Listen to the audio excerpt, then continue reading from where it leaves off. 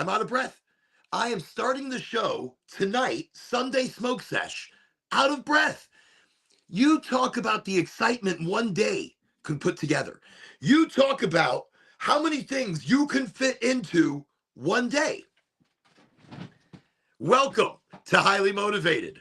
Welcome to the potcast for the community at large. And what is that community at large? It's you. Even if you don't use cannabis, even if you don't smoke or rub it on your body or drink it as a tea, look at this find. Got this at the Goodwill. Harry Potter, yo. This is the best. It's a tea. I'm going to let it cool down. It's a little too hot. I'm letting it currently steep, and we're going to talk about what I have in here. But tonight it's Sunday. So to me, Sunday it's a smoke sesh, but Sunday is time for tea. Sunday is when we have tea. It's when we chill with friends. We toki a little bit, and I've got some tokis as well. They're cones. I'm not great at cones. I like hand rolling. But these are cones. I have an indica and a sativa. And we're going to maybe chit-chat a little bit how indica and sativa should not really categorize the effects. Because I've had sativas that knock me on my ass and put me in the couch and I can't move. And it's a sativa. I've had indicas that have given me energy, that have given me excellent vibe, excellent flow. So we got some toki, some doinks, or just a doink and a half. Each one is a doink and a half. We have tea, cannabis tea. We have some doinks. I've got some concentrate. I'm excited. And it's the Sunday Smoke Sesh. So welcome, everybody. Welcome to the sesh. Maybe a little music. We get into the mood. We get a groove going. We'll spend some time as community. We are all community, by the way. It doesn't matter if you use cannabis. This right here is just our opportunity to take a few minutes away. Whether you spend 10 minutes with me, you spend an hour with me, you're spending it with me and with the community at large, whoever that might be. And that's what's going to be the awesome part about it. So welcome to the show. We're excited to have you. Tonight, I'm drinking some tea. Now, the tea for me is a big deal. Tea is ceremony. Tea is like, look, when it comes to rolling a joint, that's some honey.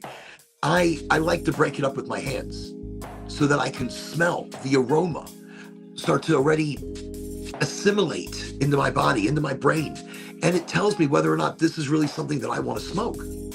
So tea is kind of the same way. A loose leaf tea comes together in such a way where all components have to work synergistically. The honey is Tupelo honey. Look, delicious honey. I got a great deal on a big, I was gonna make some mead. Never got around to it. So we're using it for tea. But in this tea, this is a green tea base with hibiscus and butterfly pea flower, damania, and yes, cannabis. An incredible amount of sativa cannabis. We're going to use the indica sativa terminology for now, but more of an energetic, citrusy blend. I'm excited. I can't wait for it to cool down. So I've got large amounts of honey. I've got my tea currently steeping.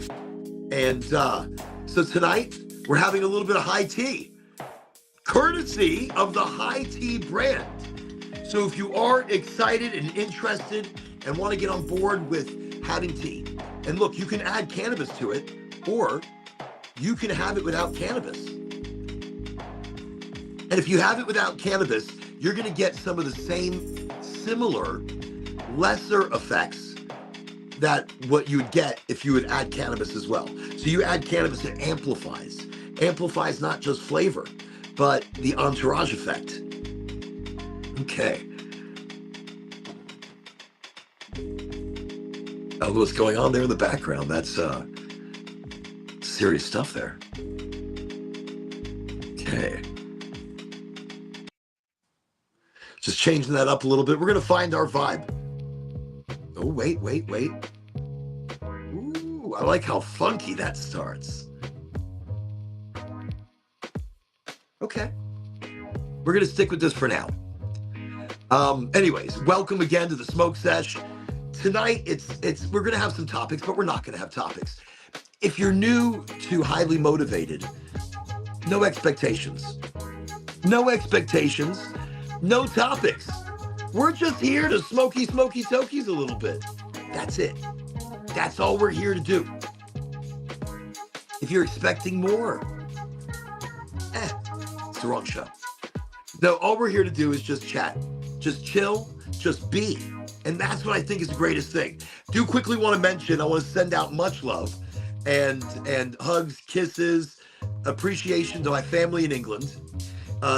So I'm wearing this shirt for a reason tonight because so earlier today we had a conversation with my nan. She's 100 years old. She's in England, and today they are partying. And so one of my cousins that's there as well. He's a police officer. In England, in a smaller town. So we'll just say Phil.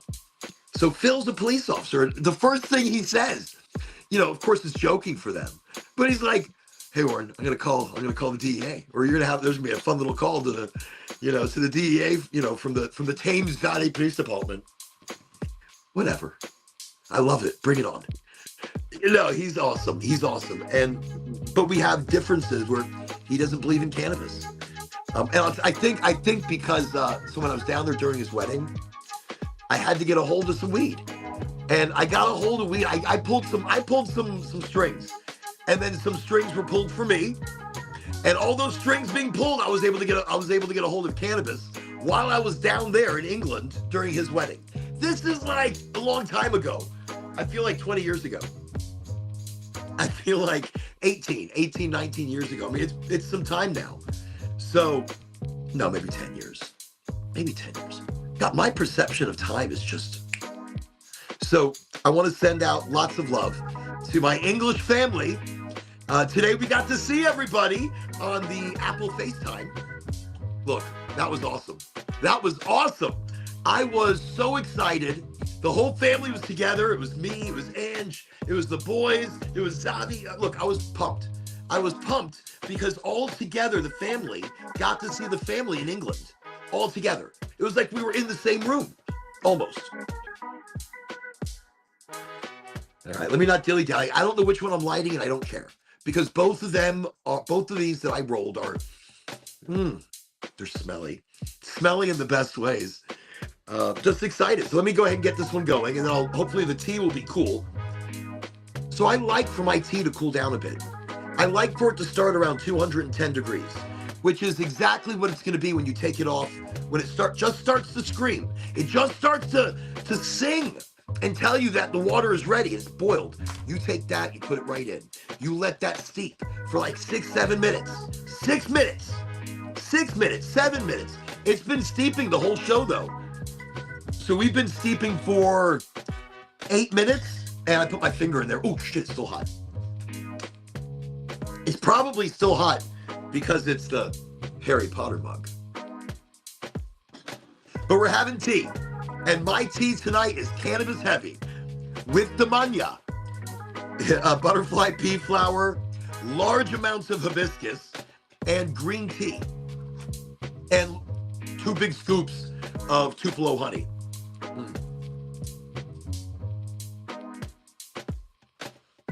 I'm not the greatest at rolling these cones. I prefer rolling by hand, but I have a lot of these organic cones because I'm rolling different things, and it's much more presentable.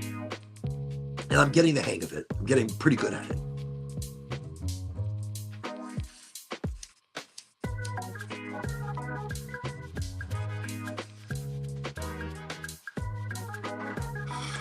And thank you again, everybody, coming to join us tonight on Highly Motivated. Highly Motivated is international. Highly Motivated is international. We're not just domestic. We're not just here in the United States. We're not just in Canada. We are in Poland. We are in India. We are in England. I don't know where else we are. I think China. we had it one night, but we are international. That's exciting. That's something to be excited about. I'm excited about it.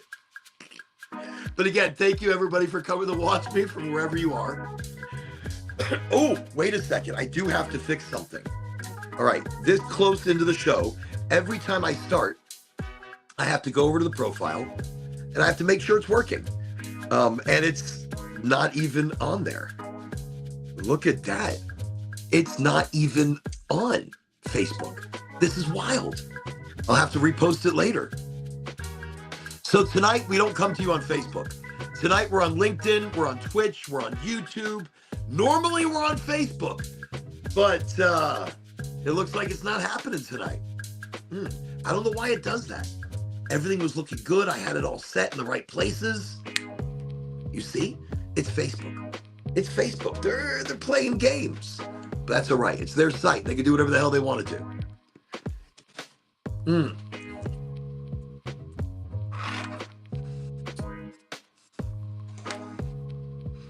See, I told you, I'm not so good at doing the cones.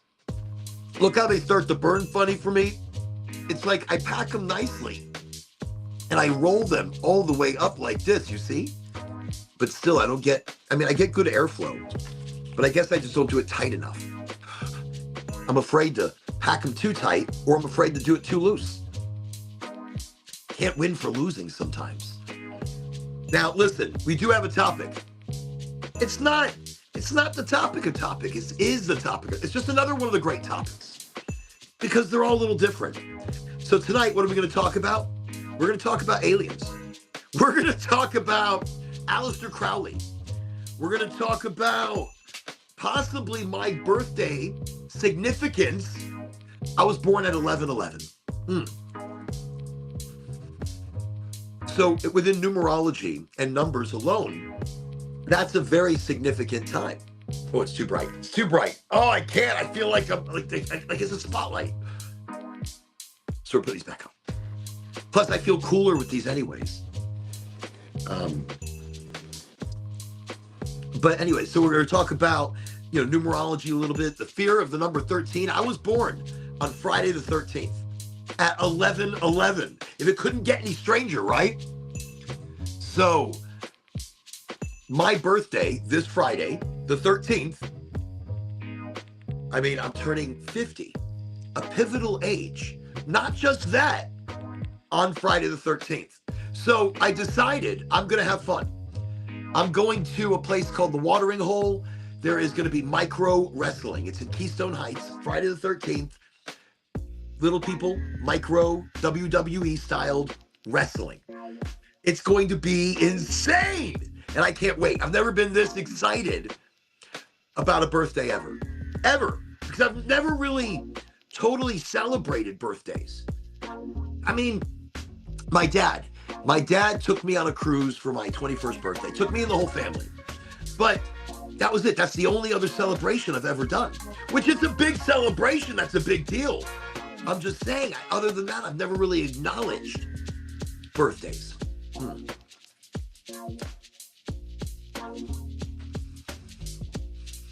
You see what happens if you don't pack a cone properly? It has difficulty staying lit. It's so good though. Whichever one this is, I think it's cheesy. It might be blue cheese. I just love a good blue cheese. It's an indica. But again, don't let indica or sativa be the defining how it's going to treat you. Indica and sativa really only align with the plant, like how the plant is growing. If the plant is growing tall and skinny, it's a sativa. If it's short and stubby, that's an indica. So that's really where I think that terminology is at its best. Okay, so let's talk a little bit of practicality. Let's talk my Nan turning 100. Wow. When you look at something like that, the significance of that kind of longevity you have to acknowledge not just the milestone as a testament to strength and resilience and adaptability. This woman, Lil, amazing woman. Nan, this is my Nan, it's my grandmother. 100 years old on the 5th. I've been talking about it all week.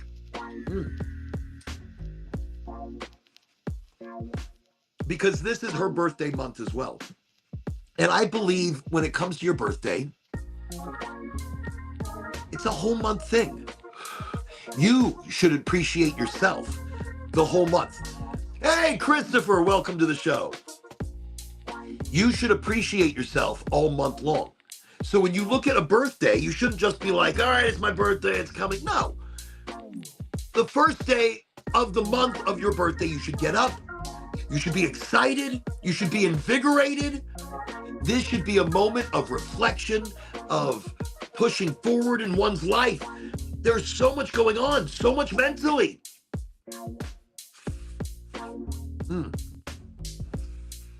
So it's best to approach that kind of energy with more of a positivity and enthusiasm. So that's what I'm doing. I'm doing a little more positivity, a little more enthusiasm, a little more excitement. That's what's happening. Okay. Oh, what else? Okay. Everything I pick is so fast. So much energy going on, which is great. But this is Sunday Smoke Sesh. No expectations. I don't want to speed things up here. And, well, I don't know, maybe we can get the dance party going.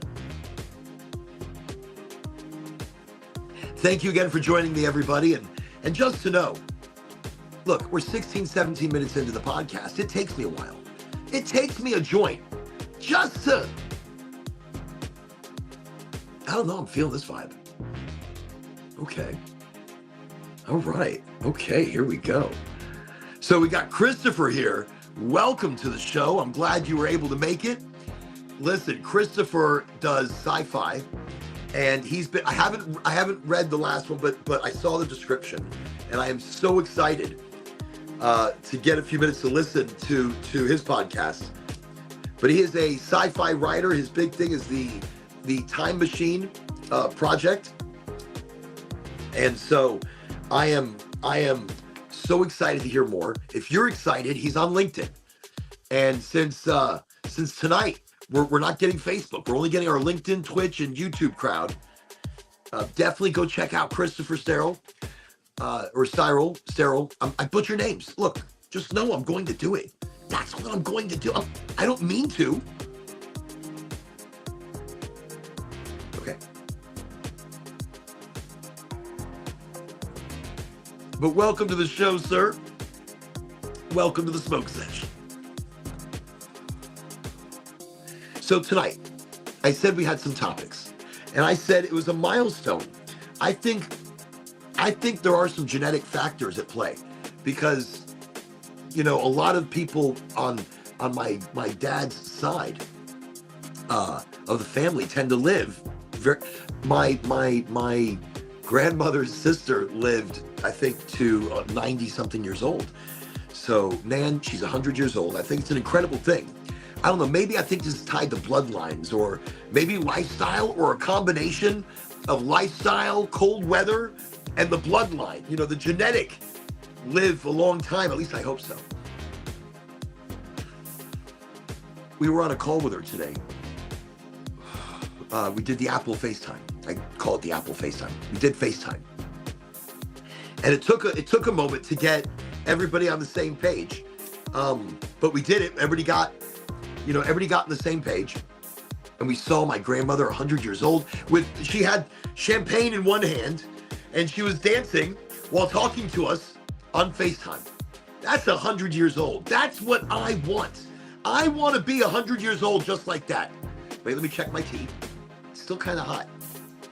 I think it's staying hot because of the Harry Potter cup. Oh, look, it fogs up the glasses. I gotta try it though. I'm so excited. Heavy cannabis, damania, pea flower, hibiscus, lots of hibiscus, and green tea. Okay.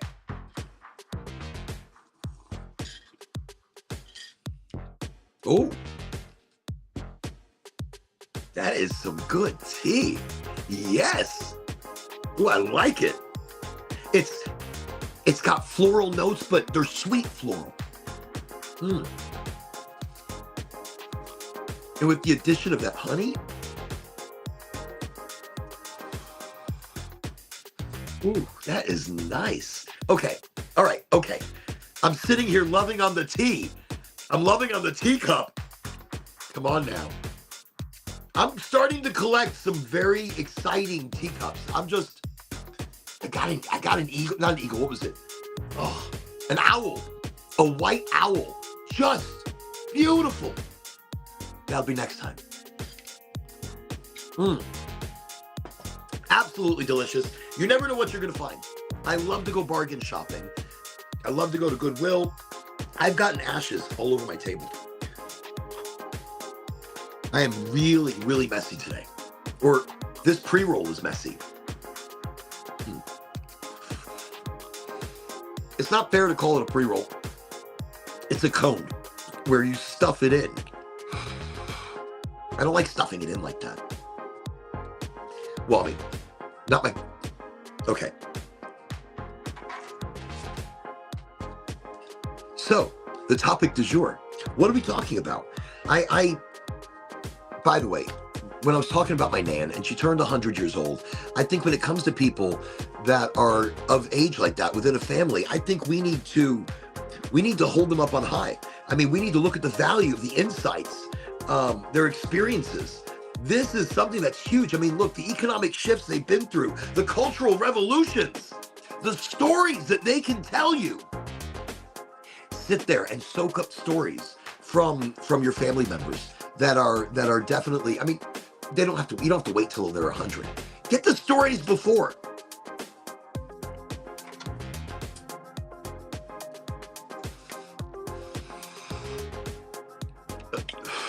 Eventually I'll learn to stuff a cone properly. So I think the idea of documenting our elders' lives, have them talk to a camera, have them tell their stories to a video camera or to the phone or whatever. Maybe we should be documenting and seeing what lessons that we can learn from the older generation. What can we find out from them? What stories have they not told us? Because, when they're alone and talking to a camera, some strange stories can come out.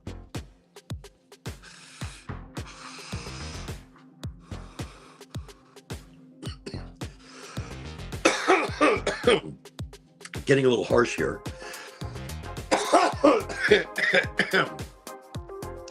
By the way, once again, thank you everybody for joining me on the show. We are now, it's highly motivated, Sunday Smoke Sesh. This is the end and the beginning of the week, not Monday. Look, when you look at Monday, you look at a Monday and you put all your pressure on Monday. You put all your anger on Monday. You put all of your expectations on the week, on Monday. What are you doing? Stop. There's no need. Here's what the greatest thing is that you can do. You look at the beginning of the week as Sunday. Right now. Right now during the smoke sesh.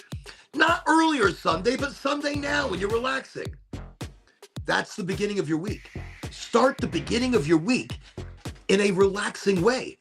Start the beginning of your week where you're not stressed entering into a new journey, a new adventure. Instead, you're relaxing into it.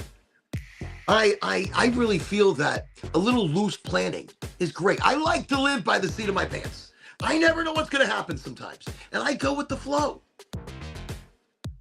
But even still, I'm planned. I'm prepared. I have contingencies. So there's a contingency plan, but I live by the seat of my pants. You've always got to be ready for shit. Just saying.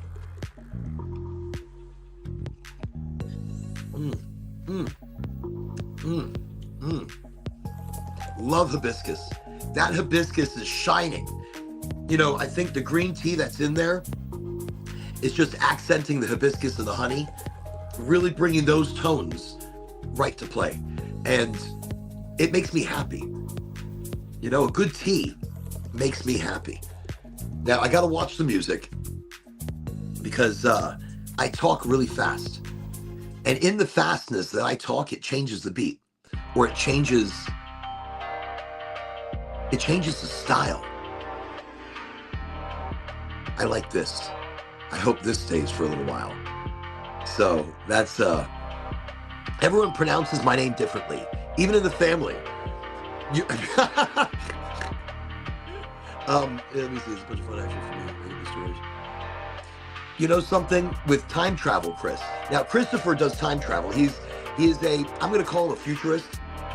I'm going to call him a time travel theorist and a sci-fi novelist. As a story writer, time travel is amazing because there's so many different places we can go there. Look, I was going to talk about it the other night. I might have. But time travel doesn't have to be physical. Time travel can be beyond manifestation. Time travel can be, I don't know, it can be metaphysical. Can we travel to different points in time in our dream? Can we use a point of history, a true point of history, to concentrate on and travel there when we go to sleep? Now, this is a big one for me because going to sleep, what happens to us? What happens to us when we go to sleep? Oh, that's a question. I think we did a show about it. We did. But we only touched on talking points, on ideas, on thoughts. I should have approached it with more scientific backing, especially with what happens to us when we go to sleep. Isn't it something? I mean, is it just me? I think we go to sleep and we go somewhere. How can we not? Like, our whole body is out. There's no conversation with the mental, physical at all. Your body is in you go to sleep. You know, I go to sleep, I snore, or I talk in my sleep. That's another thing. Look, I snore, or I talk in my sleep. So snoring, I'm in a deep, I don't know, maybe my breathing patterns are bad, and I should look into that. But when you go to sleep, where do you go? So I'm going to let you know that sometimes maybe we go somewhere else. Maybe we travel in time metaphysically. Oh, see? I'm not going to get too deep yet. We're only 20 minutes in. We're like 30 minutes in. I'm not going to get that deep yet. But what happens to us? Where do we go? Look, I go to sleep and I manifest something, but I'm thinking it and I'm seeing it and I'm believing it. And then I will wake up. Recently, I've started dreaming again. When I say started, I don't fucking know. I have no clue. I woke up the other day from a weird something. A weird dream. Not a nightmare, just a dream. A weird action sequence that I was in a karate fight. Or not even a karate fight. It was like a street fight. And I wasn't winning.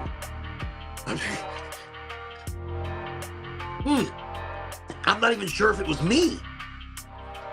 This is what's wild. I mean, the face kind of looked like me, but a little more of a beard, a little bit longer hair, more hair than what I have now, a lot more hair. And so I swore one time I had a dream where I visited my ancestors and shared modern tech with them. It was trippy.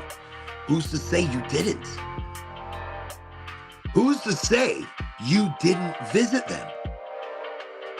When we go to sleep, and if we remember where we go, well, our dreams are hard to interpret. Because it's like a download. We're downloading our brain. We're downloading our emotion and our vibe and our energy. We're downloading it to the Akashic record, to the alpha state.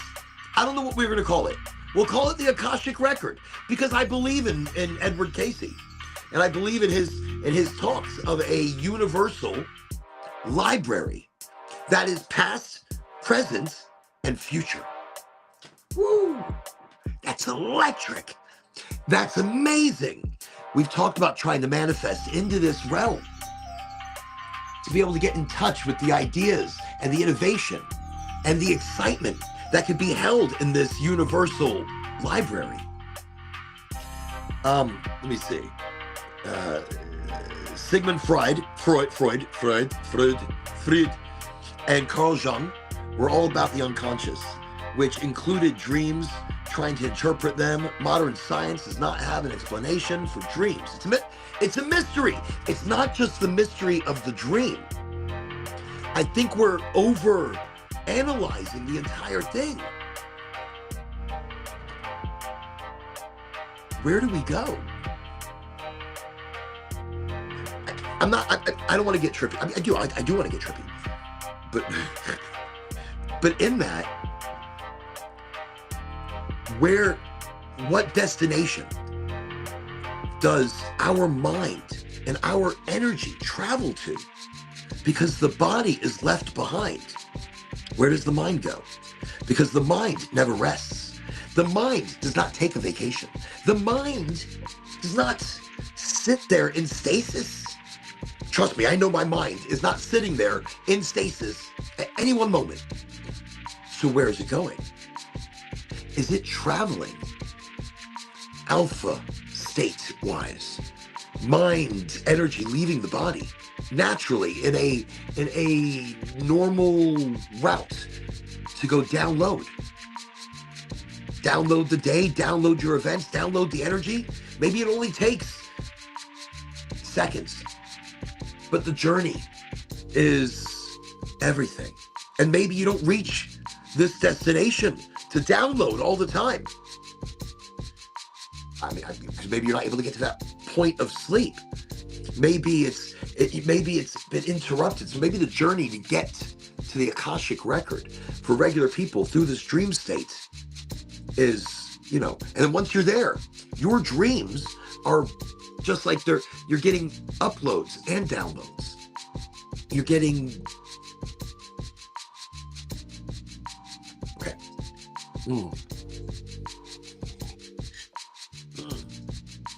That is really good. That is a lovely tea. I taste natural. I taste natural lemon. It's got to be the hibiscus. It's bringing out so many different flavors. But there's damania, there's pea flower, there's hibiscus, there's green tea. There's some groovy stuff in here. And when you hit it with lemon, this tea would change colors because of the butterfly pea flower. Okay. See, I think that his Nucci is now starting to kick things in. Let me see. Our waking life may very well be the dream state too. Now, I see where you're going with that. Let's pull up a chair and talk about it. Our physical state, you're right. This could be a dream. This could be a dream in somebody else's head. Somebody else. Right. So here's where I've always thought of. We are incredibly small. We're tiny. And when I say we're tiny, there could be beings so gigantic, not even giants, bigger. I mean, we can't even fathom. We, like Horton Hears a Who, are a neuron, an atom, a whatever that is popping in and out of existence in something that is so much larger. And everything that's going on for us could even be just a dream of something larger. Could be a projection, could be a living, moving, working, changing, multi-reality projection. We could be just a dream. This, to me, is why dreams are so powerful. Manifestation is so powerful because when you're going into that dream state, when you're laying down to go to sleep and there's no other sound, and that's when you start to manifest. That's when you, because the past isn't fucking with you. The future isn't messing with you. The present that's all it's about. As you're laying down, as you're going to sleep, you manifest what you believe. And the world that creates around that, after a while, the mind believes it. And when the mind believes it, the conscious world has to make it so. Speak it into existence. Abracadabra. I think it's just simple shit. Look at things simply. Let's stop overcomplicating it. That was simple. And that's simple magic. Right there. Our life is dream. So if it is, manipulate the dream that life is and create it the way you want it to be. Create it the way you need it to be.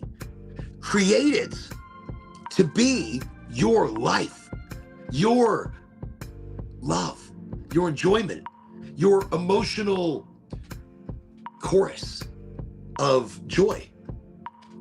Make it so. That's what you want. You want a better life. You need a better life. We all do. So make it so. Think it into existence. Manifest it and believe it. And once you start to believe it, and once you start to manifest that into existence a little bit, the conscious world has to make it so. Has to bring things up to a balance. It doesn't happen overnight. It doesn't happen exactly as you ask for things. You have to be clear. It's what your mind believes, not what you believe, but what you get your mind to believe. It's not very complicated. I mean, maybe a tiny bit. Humans love to tell stories, and it somehow regulates our emotions. I think it does. I love a good story. More so when I'm with community, because I love to see the story being told. The storyteller does so much for a story. You know, I think their emotion, their energy, how they act it out, how they walk it out, how they talk it out.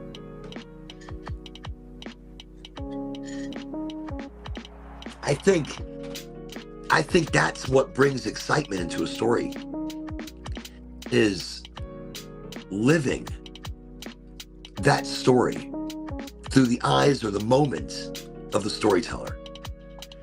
I was in North Carolina, Cherokee, North Carolina, and I sat there and with my family at a campfire or a large fire.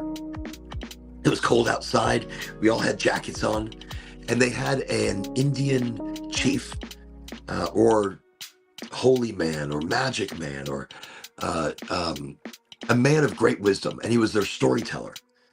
He came out and told a whole story about the creation of the area, how it all started on the back of a turtle. There was incredible information, and it was all in the story, and the emotion that poured, out of this guy.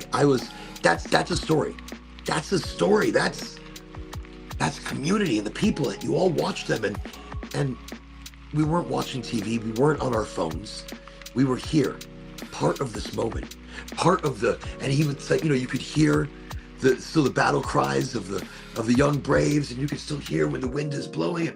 He had it timed with the weather, timed with the sounds of wind and the rushing waters from the partially frozen, there were still rushing waters of the frozen along the banks. The river, not river, it wasn't even a river. It was a river. It's a river running through it. A river ran through the place. It was a campground. Amazing. But let me see. Yes, I agree with the manifestation stuff. Our beliefs can change reality. It takes time, but it does happen. And Chris is right. That's exactly it. It takes time. It's not immediate. That's why I say sometimes you got to fake it till you make it. Not now. Now I see it a little differently. because by faking it, you're just lying to yourself. You've got to believe in better. You've got to believe in goodness and kindness in the world again. You know, and if you don't believe there's enough of it out there, then you're the one that should be bringing it. Maybe you're the one that should be doing more, not relying on somebody else to be the good, you know, not relying on somebody else to do the good.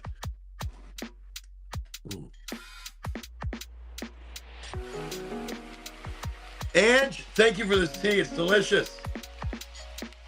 There's a lot of cannabis in this tea. Like normally I will put in like a joint, like a half a gram joint worth of cannabis into a tea. I think Ange put like a full grammer, maybe a grammer and a halfer. She put a lot in there. That's fine. That's okay. I'm enjoying it. It's really good. But here's what's great about cannabis tea. When you put cannabis in the tea, it's not messing with your head. What it's doing, it's regulating the body. It's getting into the stomach and it's delivering THCA in her acidic form and CBDA in its acidic form. Now your body is processing it differently. It's healing the stomach. You are doing things for the gut flora, that microbiome, that are just magic. So what I have to do, I have to stop it. Wait, let me just go boom, boom, boom, boom, boom. There we go. Just had to make sure that the vibes were staying. It got a little weird. And so when it gets a little weird, let me see. And we've got the shaman medicine man is the storyteller of the tribe. So that's what he was. And he was more of a shaman, or not really a medicine man, unless the medicine that he was on was serious, because he was on something. But not like some Kalea Zakatachichi. No. He was out there. But his story was amazing. And he dressed up, he kept putting different pieces and head pieces on that were passed down and gifted, and just a wealth of knowledge. He is the wise old man that has seen the insights. What was interesting, the guy wasn't that old.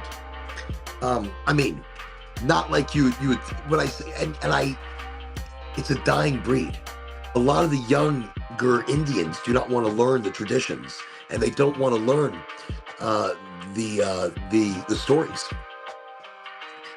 So he said he's one of the last of his kind.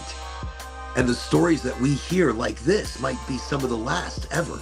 He spoke of the people with the big eyes and very white faces that lived up in the mountains, the Cherokee Mountains of North Carolina. Wow. The Appalachian Mountains, or there was a lot going on up there. And is it Appalachian? North Carolina. Look, it's mountain. There's a lot of stories. I can't think of exact places right now. But incredible stories that we had learned. Incredible energy that we felt from people. We were stuck in North Carolina for like a year. Maybe a little bit less. Less than a year. The RV broke down coming over a mountain. Maggie Valley? Was that it? Maggie Valley. We were coming over Maggie Valley.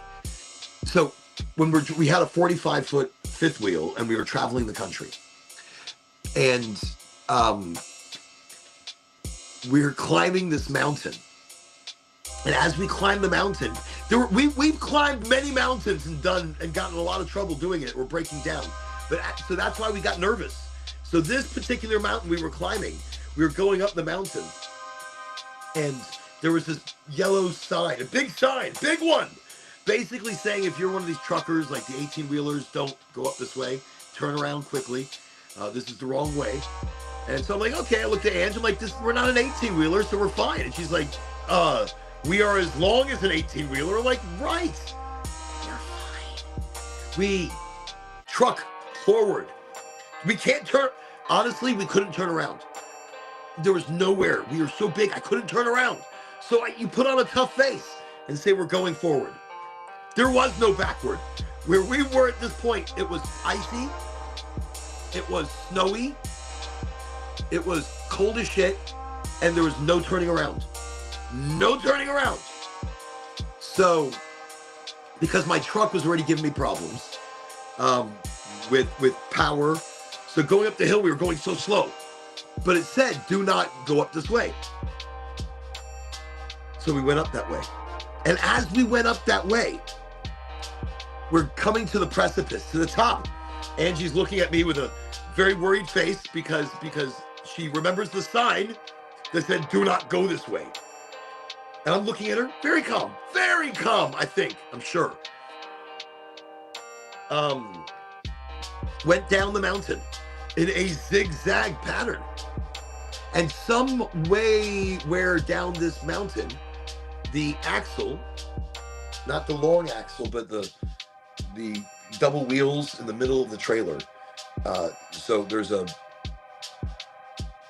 rod that connects them from side to side.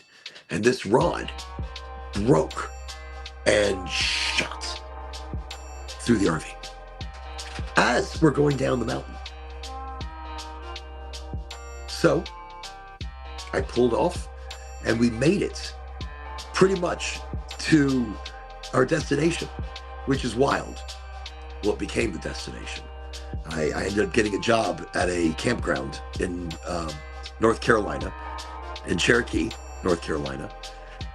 The initial job was at a campground so I could save money and fix the RV, which that didn't work. They were taking advantage of it. So I quit working for after a few months, quit working for the campground, and then went to go work for a pawn shop, Allen's 24-hour pawn in Cherokee, North Carolina. So I was at Allen's 24-hour pawn. And let me tell you something, they had cool shit. And I sold a lot of shit. And I met some crazy gamblers because right across the street was Harrah's Casino. And I'm just reminiscing a bit because I'm just thinking about it now. But it was Harrah's Casino right across the street.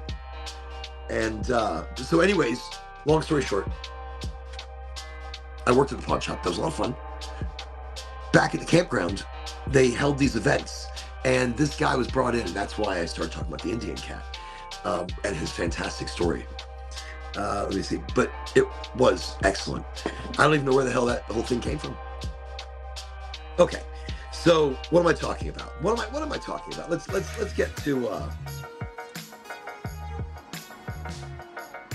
actually, okay. We're far enough into the show that I might be able to start here. Okay, are we ready? I think we are. I said I want to talk about aliens just a little bit. I'm not going to spend a whole show, like 10 minutes, not even 10 minutes. Here we go.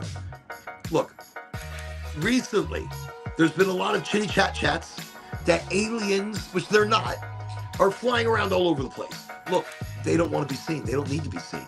They're cloaking themselves. So whatever's flying around is government. Whatever's flying around is spy tech. Whatever's flying around is to judge your emotion as to what could happen, is to desensitize you to what could happen. So I think we have aliens, but they're not on the ground. I think they're in the water. We have not explored our oceans. We have not looked deep. I mean, we looked, but we've seen 2% of the ocean.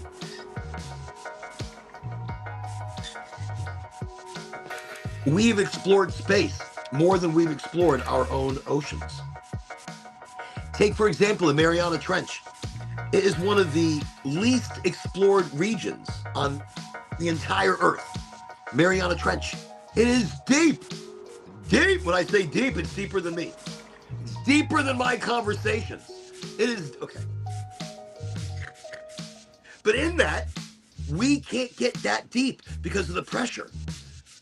So could alien life be not even hiding there, but thriving? Could alien life be thriving in the Mariana Trench? We can't get that deep. We would never know. And they can fly in and out. Going underwater, going to deep depths like that is got to be like the same as like flying to space. You know, you still have that same, pressure, whatever, space, underwater, it's all the same. Some ancient alien theorists believe that advanced civilizations might reside on the ocean rather than space, utilizing the deep as a natural shield from us. It's something to think about. The Oraganji says yes. I think I believe there's life in the center of our planet or deep within the earth. I think there's a center earth, not a center earth, not like, maybe. There are caverns so large that ecosystems could be thriving. So yes, I believe there are deeper ecosystems and deeper possibilities within the earth. I think early humans had to survive deep within the earth because of the changes in weather, or because of meteor strikes, or radiation. I really think that because look, they're finding cities all the time. In Turkey, I think it was, underneath a house, there was an entire crypt. Not even a crypt, it was a city underground. And now they found it's even bigger and bigger and bigger. That means hundreds of thousands of people could have lived there underground. Same with in Mexico and with the Aztecs and some of these buildings. They find the tunneling and the rooms underneath that could have handled the entire city. There's a lot we don't know. And I think the deeper we go, the more we're going to learn.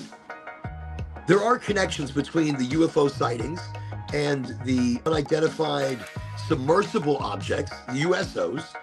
I think they're coming from deep underwater bases. That's what we're going to look at.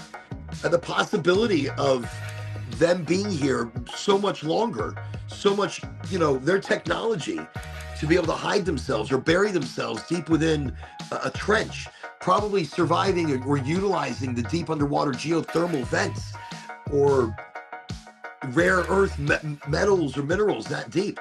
They could be mining, we don't know. They could be influencing the Earth's magnetic fields. There's a lot. Look, I'm not gonna, or even messing with our ecosystem. I said it there. Maybe they are controlling the weather. Maybe they are controlling, where there's overpopulation. They reduce the rain. I don't know what's happening, but you can tell if you look around the world. There's a lot of madness right now.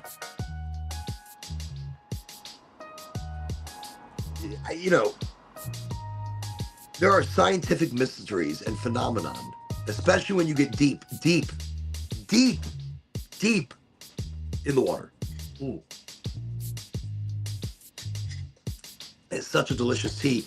And this way, I don't drink the Dr. Pepper. The tea is sustaining me beautifully. Not just flavor, the excitement of it. Okay, I'm drooling everywhere though. All right, let's look deep. Bioluminescence. Creatures that glow in the dark. In the trench, it holds clues about how life forms, evolving in these extreme conditions. When you're that deep, when you are, it's the pressure that you have to evolve to. It's the darkness. There are creatures in the trench that offer a glimpse into the adaptability of even alien species in what they would consider here possibly a hostile environment. But I think if they can survive in space, they can survive here, deep in the water, because that would be of the same pressure, yeah? In space, there's a lot of pressure. There's a lot of radiation. There's a lot of things that you have to shield your craft from. I would say the same would happen if you're going deep underwater. You just need something to be able to propel your craft, instead of whatever. Look at things like The Abyss, that movie. Look, Christopher, if you haven't seen it yet, this is a movie you have to go see. The Abyss will freak you out. It will make you think what could be happening. Actually, this exactly what I'm talking about right now. It's like the basis of the movie. that's I don't know, it's something to think about. It's something to ponder. And all right, I told you I wouldn't spend forever on aliens. So now let's talk about somebody interesting. You hear geese and birds chirping in language we do not understand. It could be aliens and us do not even speak a similar language. No, you're right. You're absolutely right. They could be talking right in front of us, and they could have adapted, or that is an alien. I mean, what is an alien? What exactly is it? We don't know. Hitchhiker's Guide to the Galaxy, the mice were running everything. Mice run everything. So, okay. The Abyss wasn't good. I'm glad you liked that. Okay. I was good. All right. So the individual du jour. A couple days ago or last week, I talked about Edward Casey. I've talked about Baba Vanga. Just so congested. Why am I so congested? Maybe it's the room. The room I'm in there's a lot of plants in here. It's not, I can put them outside. I think tomorrow I'm going to put them all outside. All these plants are going outside. That's it. You're all going back out. There's a lot of plants in here, so I think the plants are giving me allergies or something. I think they're ready to go back out. They're like, okay, we know it's cold, but it's not that cold. It's not that cold. I heard in England, they're dealing with some crazy shit.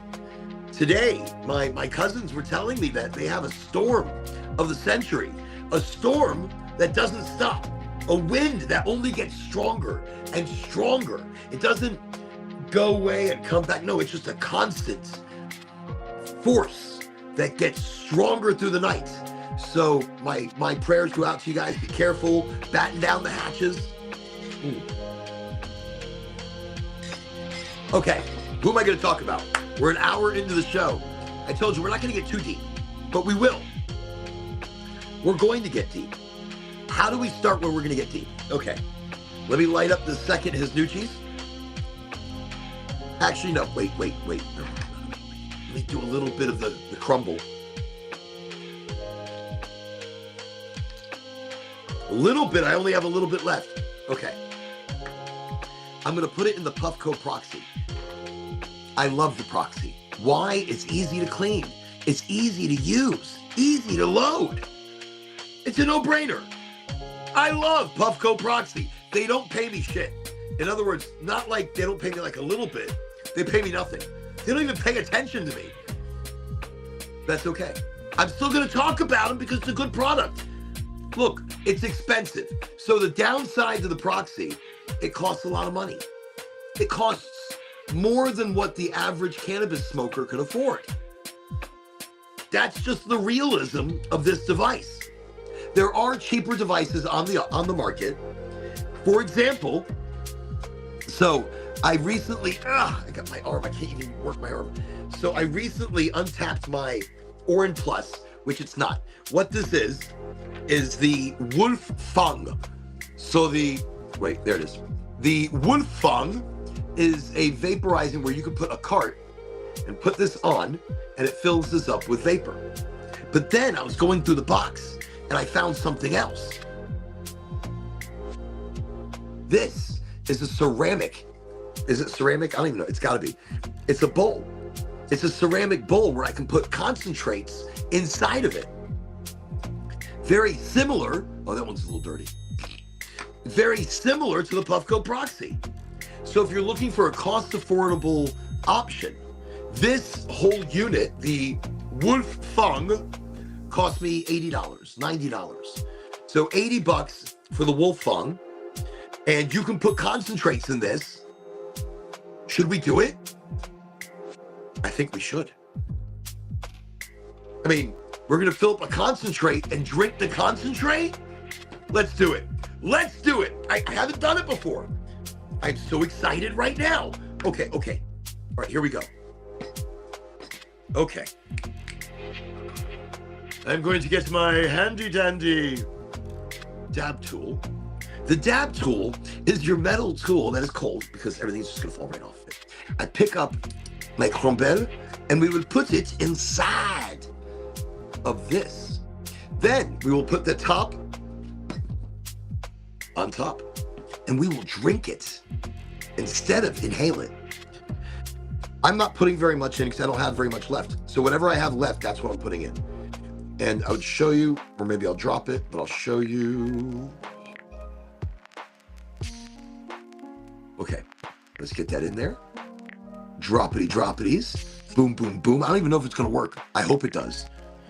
Because it doesn't, then I've wasted my hit. My last of my crumble. And this is some delicious crumble. I think this is the unicorn meat. Unicorn meat crumble. I believe that's what this is. It might not be. I will have to go double check. Or wait. No, what is this? Is this from Gold Flour? Because if it is, it'd be the Top Gun. I can't read. Right now, there's nothing that I can see. So we're going to trust that is unicorn meat that I'm putting into this thing. All right, that is the end of it. It's empty. Just throw away the container. It's a shame. They're such nice containers. Maybe save it to do some painting. I'll put some individual colors. Ooh, that's a good idea. I'll save this, clean it out nicely, and I'll put some water so I can clean my brush, or maybe put a color like I don't use very much of. There you go. Comes a little top. Oh, reutilizing your packaging. Okay, so now I'm going to put this on top. Okay. We're going to turn it on. 1, 2, 3, 4, 5. It's on. I'm very excited. So 1, 2 should do it. 1, 2. Is it doing it? Is it doing it? Are we filling some shit up? We are filling some shit up. Oh my God, I'm getting excited. Oh, this is going to be strong. Oh my God, I'm so scared. Oh my gosh. Oh, wait, stop it. Let's stop it. I got to do small amounts. We just, okay.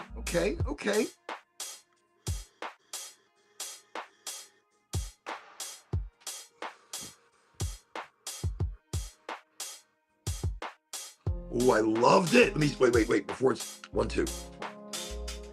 That was delicious. That was delicious. Absolutely, fantastically delicious. But you got to be quick, because if not,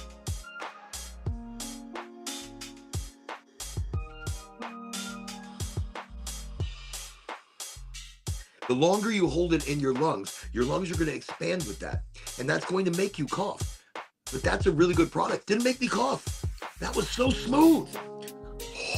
1, 2. I think we still have a little bit left. There might be a little bit left in there. Oh, there is. Oh, this is like a witch's brew. I love this. It smells great. Well, that's going to be heavy. It was already heavy, the last one.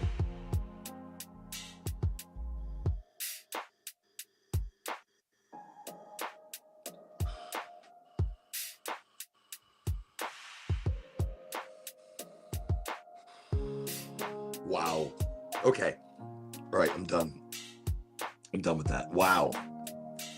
You know what? Oh, wow. See, that heats up in the lungs later. Let me just take a little cooling drink of some tea.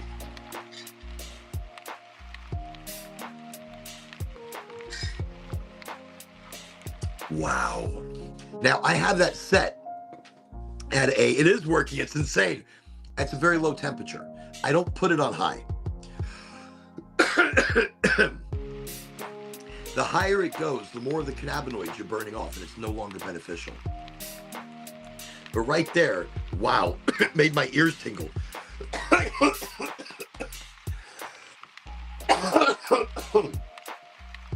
That's strong. And you can see how later, like now, it's affecting my lungs. Now, and I can feel it effect-wise now. It's like it needed a second to break down.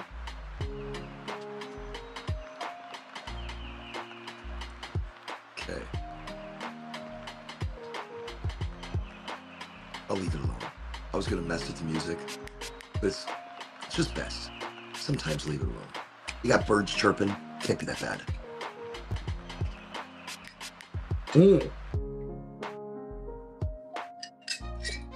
And a quick update on Like today I had to fix the car. And big shout out to Robert. Robert, great friend, good guy. I just want to say thank you for helping me fix the car. He doesn't, that's not what he does for a living, but he's a know-it-all. He knows what he's doing. He's one of those guys that you can turn to and he will help you fix anything. We put an axle into the truck. I'm like, have you done this before? He goes, I've seen it done. Some people have such a great knowledge and working ability with their hands. So I just want to say thank you again for incredible work, saving the truck. Robert saved the truck today. The truck was in a rough spot. The truck almost didn't keep going. And I would have had to possibly find another vehicle. I love my truck. It's a simple 2005 Toyota Tundra. Toyota Tundras are going to run forever. The engine's great. The transmission, it's been giving a lot of problems lately. I don't want a new car. I don't, it's not about not liking new. There's new shit that I like.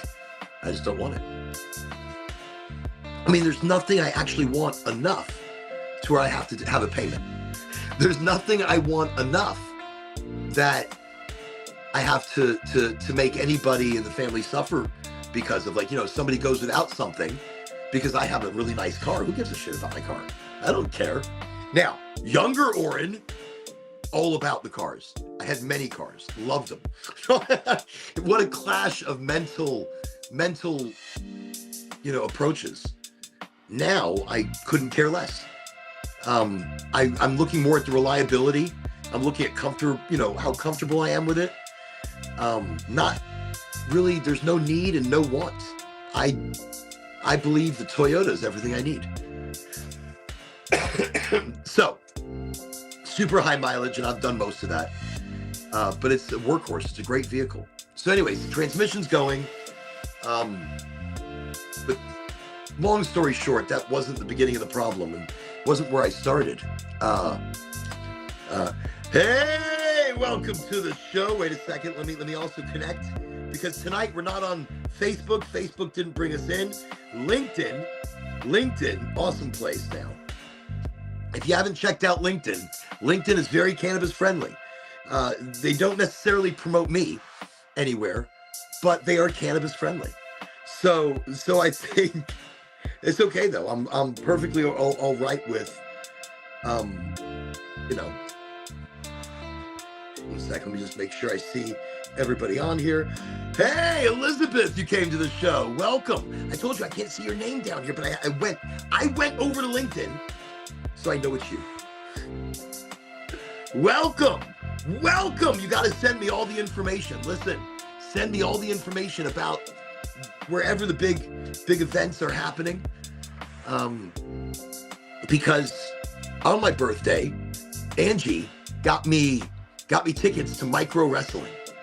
So I'm going to be watching micro wrestling on my birthday, like right down the road. This is mind-boggling to me. So anyways, I don't know. I'm working on it. There's something I've got to figure out with LinkedIn, because Christopher, his name shows. I don't know what's going on here. I swear, it's not a special club. It's LinkedIn. It's like Facebook. Look, tonight we're supposed to be on Facebook as well. And we're just not. Like normal, everything is set up just like normal, but for some reason, we're not. And it shows me that we're supposed to be. So I went over to Facebook and I looked, because normally when I start the show, I have to go to Facebook and reset the privacy. Only because they're messing with me. They will set it to private. So I'm live, private. Why would I be going live, private? But that's what they do to me. So you got to stay on top of shit like that. See, Chris can see it. Some tech issue. Ooh, what happened to the music? It's like somebody dropped something and it goes, Let me just find out. Let me just make sure that. Let me just reset reset a little bit. Okay.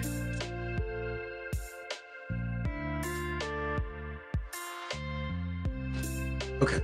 I see how it's changed. But no, welcome to the show. And yes, December 14th, the pre-roller event. It's see, that's gonna be fantastic. Where is it? Is it Orlando? Is it Tampa? What's happening? Okay. All right. I haven't even told you who we're talking about tonight. Oh, he's deep. He's dark. It depends where you come from when it comes to this individual. There's reason for everybody that I talk about, good and bad. Tonight, topic du jour, quickly, here we go. Tampa, fantastic. Okay, I'm excited. Okay, here we go. Tonight, we're talking about Aleister Crowley. Ooh, Aleister Crowley. Now, this is serious. Okay, he was born in 1875. Crowley was a prolific writer, a mystic, and a member of secret societies like the Hermetic Order of the Golden Dawn. He was a member of multiple secret societies that had an incredible amount of influence in the late early 1900s. There's reason I give those dates because there's a lot of documents, articles, there's a lot of books that have been written between those time periods, and there's a lot of influence in novels, not historical novels. I mean, even things like Huckleberry Finn, or I'm trying to think of Beauty and the Beast, or the Black Stallion. There is influence where you wouldn't realize there's influence. So Aleister Crowley, he's known as the Great Beast, 666. That's how he proclaimed himself and how his followers proclaimed him. He challenged traditional views of spirituality and explored human potential. He didn't just, now keep in mind, I'm not a follower at all, not even near. He spoke heavily about earth magic. Early magic wasn't magic, it was just given from the earth. It was just, I can't even describe it. Kind of like the manna that fell down and fed the Jews that were, or the Israelites that were crossing the desert and had nothing to eat. Manna forms out of thin air. So, anyways, okay. So, the Book of the Law. This is his central work that forms the basis of his do as thou wilt. Do as thou wilt. Or do as you will. Do as you will. Do whatever you want. Do what you want. There's power in words. And he was already a very enigmatic figure. Enigmatic would be a good word for it. But he was, and in his influence. So Magic in Theory and Practice, a guide to ceremonial magic, exploring the interplay between will and the universe. So your will and the universe's will. The Vision and the Voice detailed his metaphysical explorations, including claims of interdimensional communication. Crowley's ideas about accessing alternate dimensions through ritual.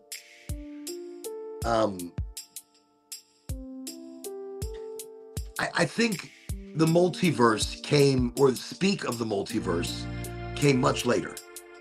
But accessing time, altering time, I believe through ritual, Aleister Crowley might have done.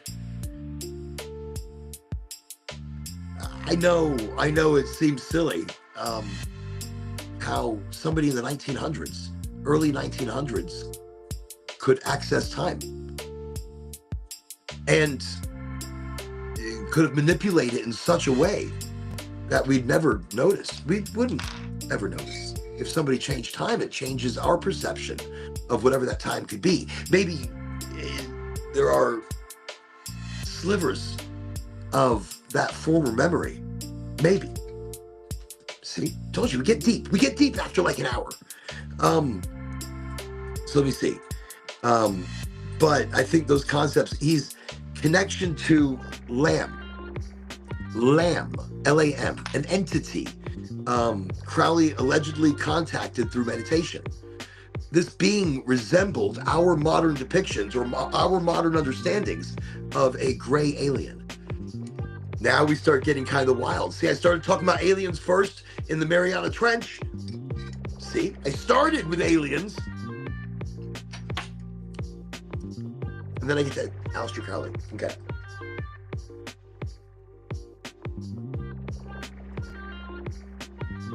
There's still a little bit in there. This is so lovely. Tea does more for you than you'll ever realize. On my website, we sell tea. If you want it, check it out. Lovely.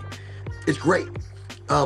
It's designed for cannabis to be added to it.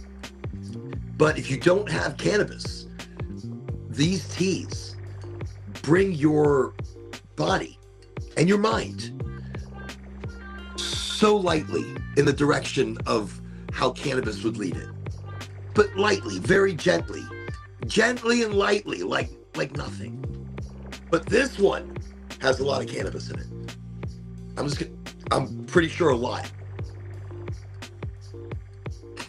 Okay, that tastes good. I mean, I could taste now in that sippity sips, I can taste the cannabis. My lips are kind of sticky. Maybe that could be from the Wolfgang. That was great. That was like heavy though. Let me just look at the bowl on that. That's gonna be it's gonna require some cleaning. Not much though. I don't have any more. I do have some lovely batter, a crumble batter, a sugary batter. But that was intense. That was so intense, I haven't smoked anything since it. I still feel it's that, and I think a combination of the tea. Because the tea had some damanya, D-A-M, manya. And in tea form, that brings a little bit of euphoria. Brings a lightness to the body, you know? That way I can get with the vibe, whatever. Let me see, it's pretty wild, great stuff. Let me see, Hermeticism is pretty wild. Lots of symbols and ideas. Aleister Crowley was into that. He was. Aleister Crowley, could Crowley's practices offer more of a mental framework for time travel through altered states of consciousness? Keep in mind, his connection to Lamb, an entity, which is the Lamb being the alien, the gray that he spoke to. He was also pulling information from what, like an Akashic record? Like a library? I'm just throwing that out there. It's all these things connect. Look, all these people that can see in the future, right? You know, saying that they were speaking to someone else. These are maybe connections into this universal library. I get excited because I want to access this universal library. Why? Because I got lots of ideas and they're not the greatest, so I want them enhanced. I want to see the better side of the idea. Or maybe my approach is not the best and the Akashic record can show me through emotional understanding and through time what works properly. I don't know what the fuck I'm saying right now.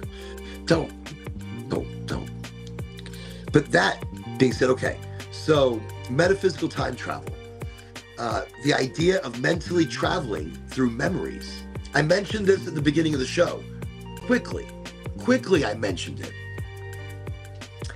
But I was like, look, the idea of mentally traveling through memories, not just a passive experience, but as an intentional act with intentional energy.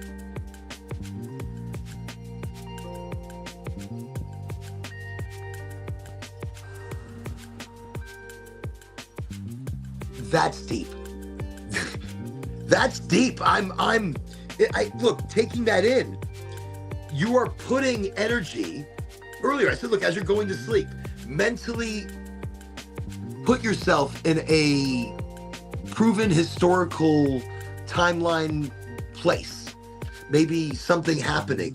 Make sure it's not a war, because that could be tough. But as you're going to sleep, mentally put yourself into this physical timeline. Manifest yourself. Believe yourself in this time of 1901, in this specific place of San Francisco, in, I'm just metaphysical, sending that energy intentionally. Look, I think that's wild. It's wild, but it's real. It's wild, but it's real. Look, Aleister Crowley, I think some of his ideas, as wild as they are, now, in now times, they're more relevant.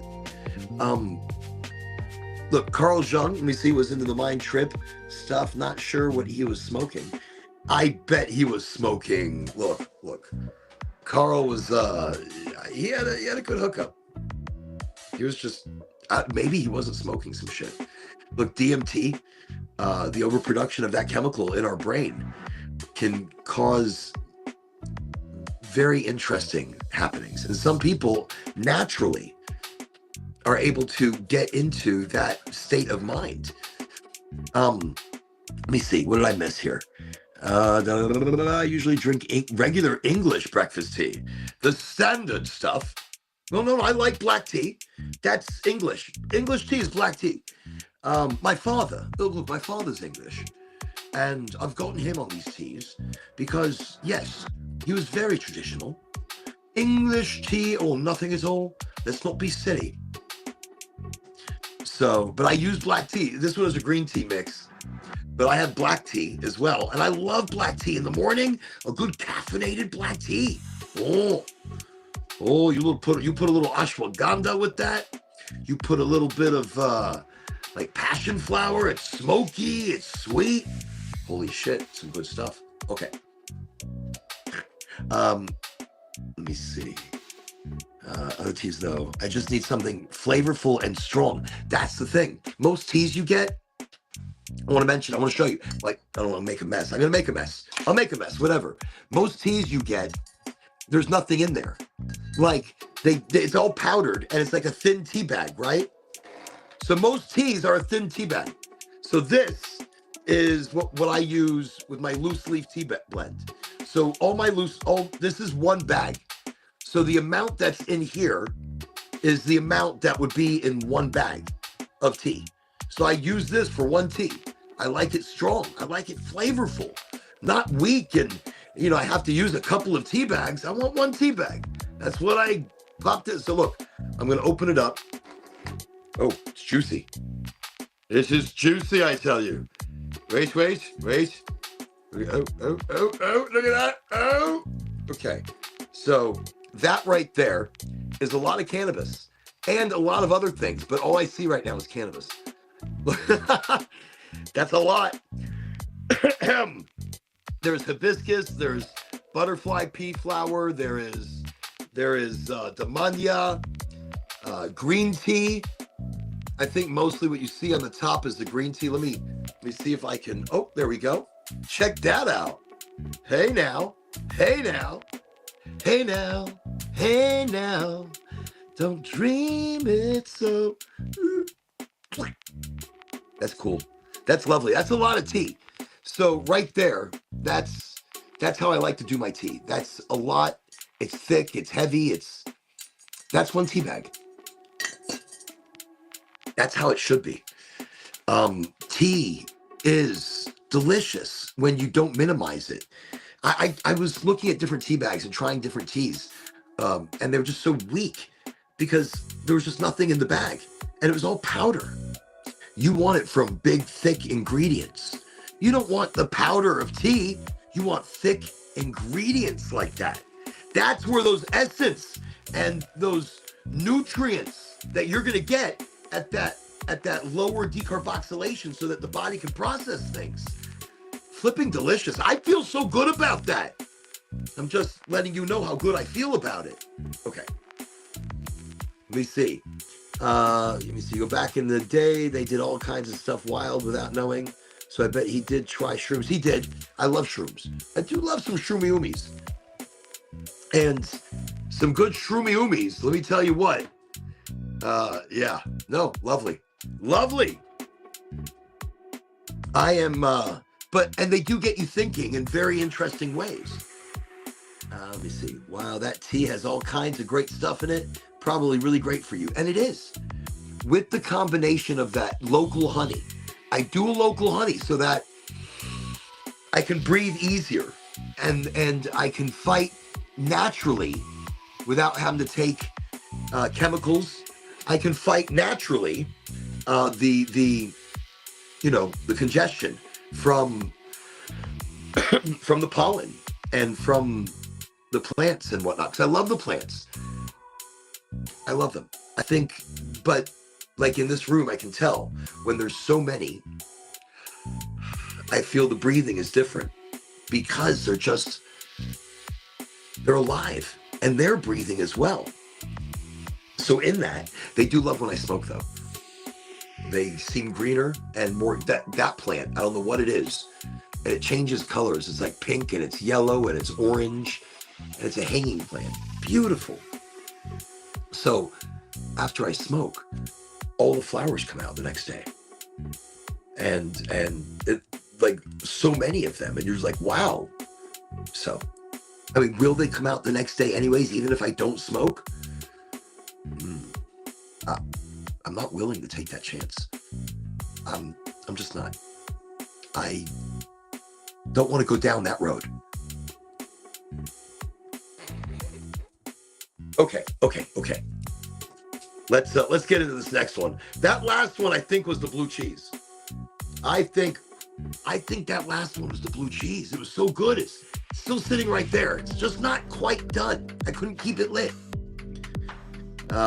Anyways, okay, we're talking Aleister Crowley. We're talking metaphysical mind travel.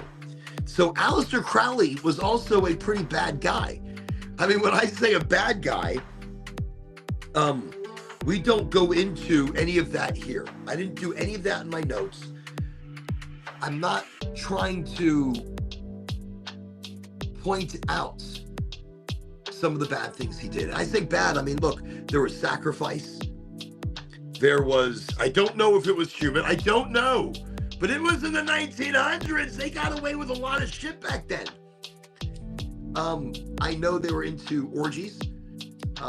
Lots of them. They were into self-mutilation. They were into, sacrifice. They did animals. I guess lots of them. He liked a lot of snakes. He was big into snakes. I think Alice Cooper's influence was Aleister Crowley. And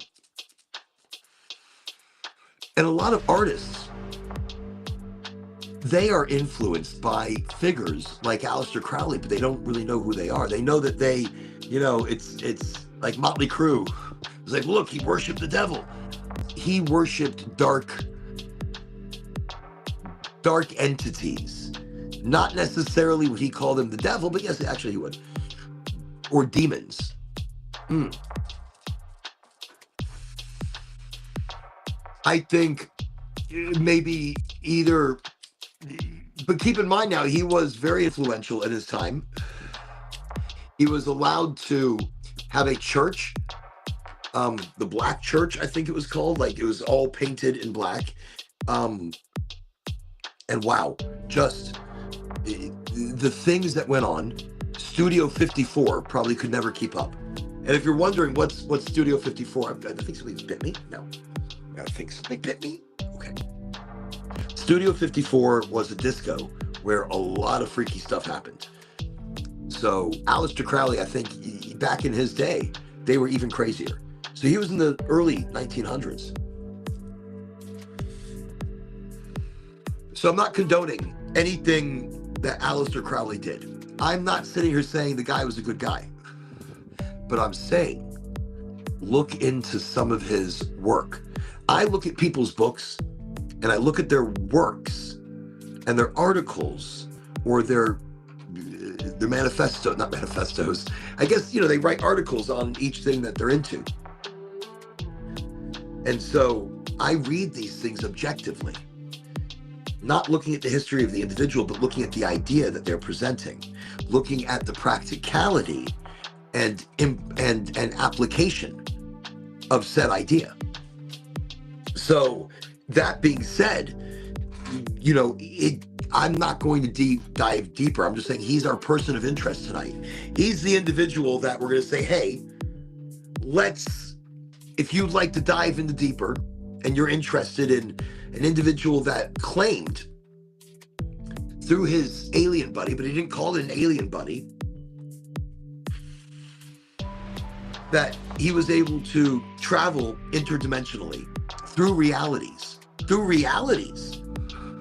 We didn't have any talk back then of multidimensional travel or multidimensional realities or the multiverse. But back in the early 1900s, Aleister Crowley did. Aleister Crowley said he was traveling through we're going to call it a multiverse, but through a multiverse. Wow, what is this? This is possibly being even, I don't know, maybe accessing, through his rituals, through his what he would do. So it's interesting to learn and look at what his rituals were doing. Were they opening up a portal? Was he opening up a portal maybe in places where his church was set up, where the magnetic field is stronger or weaker? Earth's magic is able to be stronger in these spots. I don't know. I don't know. I've never really followed his darker side. I've read about it. I've looked into him, and he's had very interesting upbringing, but he's a normal person. He was a writer. And I really feel in those times, to make money, to be different, you had to create a brand. You had to create a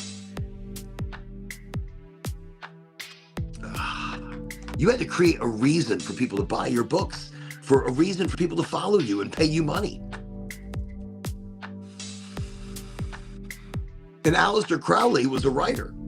He was a mystic. He was a super intelligent cat.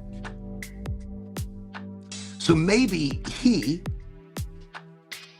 found his niche to talk about the occult, with him being a major figure, and ended up, he's I don't know, he did help influence and create a movement in the United States and the United Kingdom. So in England and the United States together, a movement had started that really started to explore dark practices, or Mother Earth magic, or yes, Yes, even praying to the devil. But the devil is just an entity. I would love to have a show about this one day. But to me, then we start getting into the silliness of religion, because the devil would be an entity created through religion. It's religion's way of punishing you so that you can't feel good about you. You can't feel good about your achievements. And instead, you have to be careful of the devil. There are devils all around us.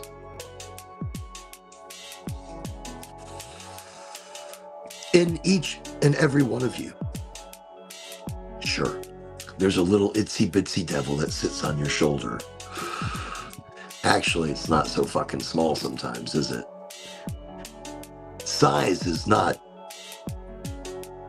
how big or how small your devil is.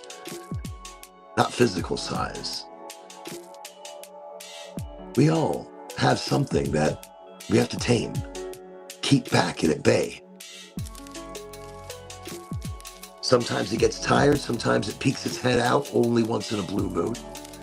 But I think that's the devil. It's the devil in each one of us. It's the evil in each one. Look,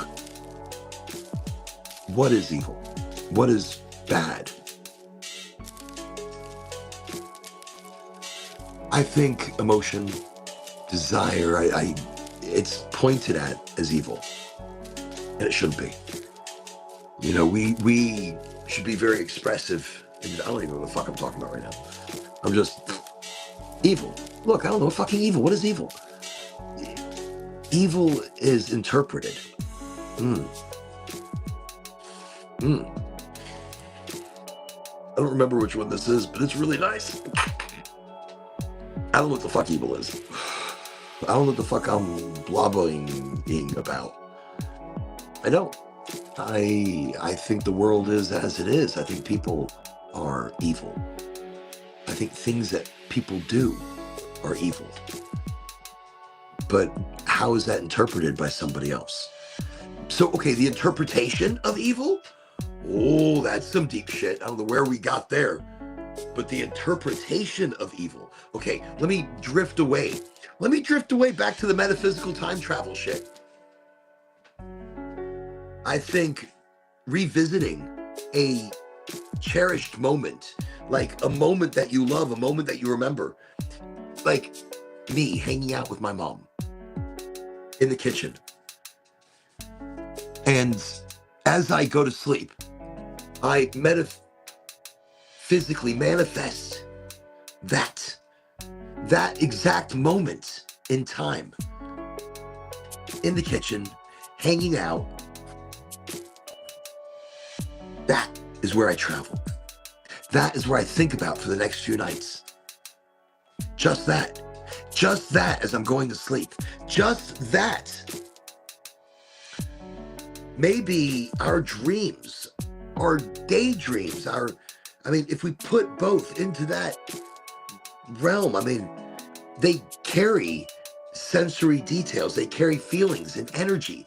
Look, if time is not in the past, and time is not in the future, and time is something we've constructed. So we are just living in the now and living in that energy. So if we are manifesting it as we're falling asleep, hanging out in the kitchen with my mom, well, after 3 days, the mind feels it. The mind believes it. Reality, maybe in the subconscious, travels there. I told you, I don't know, in the beginning of the show, I said, where do we go? Where do we go when we fall asleep? Where do we go?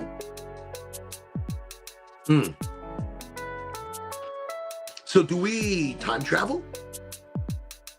Do we travel to a place far, far away? And do we download thoughts and energy and we upload thoughts and energy? I don't know. I'm throwing these ideas out to you. I have many of them.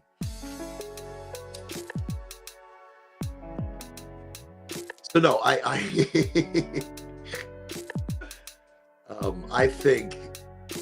I think the coolest thing is just coming to the show and talking this.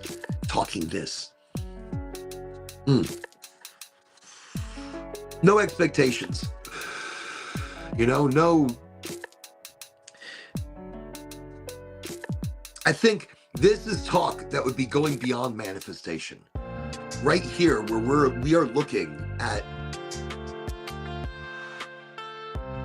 right here where we're looking at maybe manifesting a specific moment, like me hanging with my mom.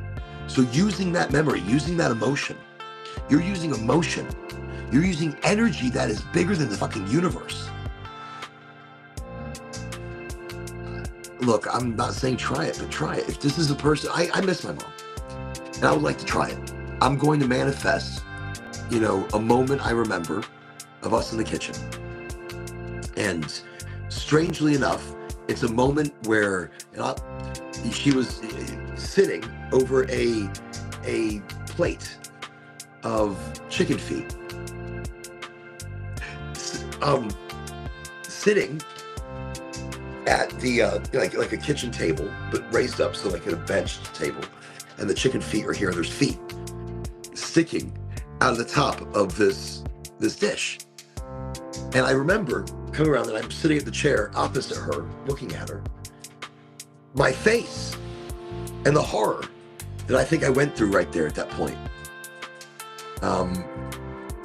was insane. I don't know. I know I said something stupid, and she was like, "Look, nice, delicious!" And she grabs a chicken foot and it's like pulls it out of this gelatinous, gray-looking gelatinous Soviet era. You're going to get what you're going to get. Shut up! Don't ask what's in it. But no, she pulls it. Nice, delicious. You have to try. This is fantastic. Listen, eat before your cousin gets here. Your cousin's going to get here. He's going to eat all of it. I mean, all of it. I'm like, you and my cousin enjoy the shit out of that. Go at it. Like, all my love.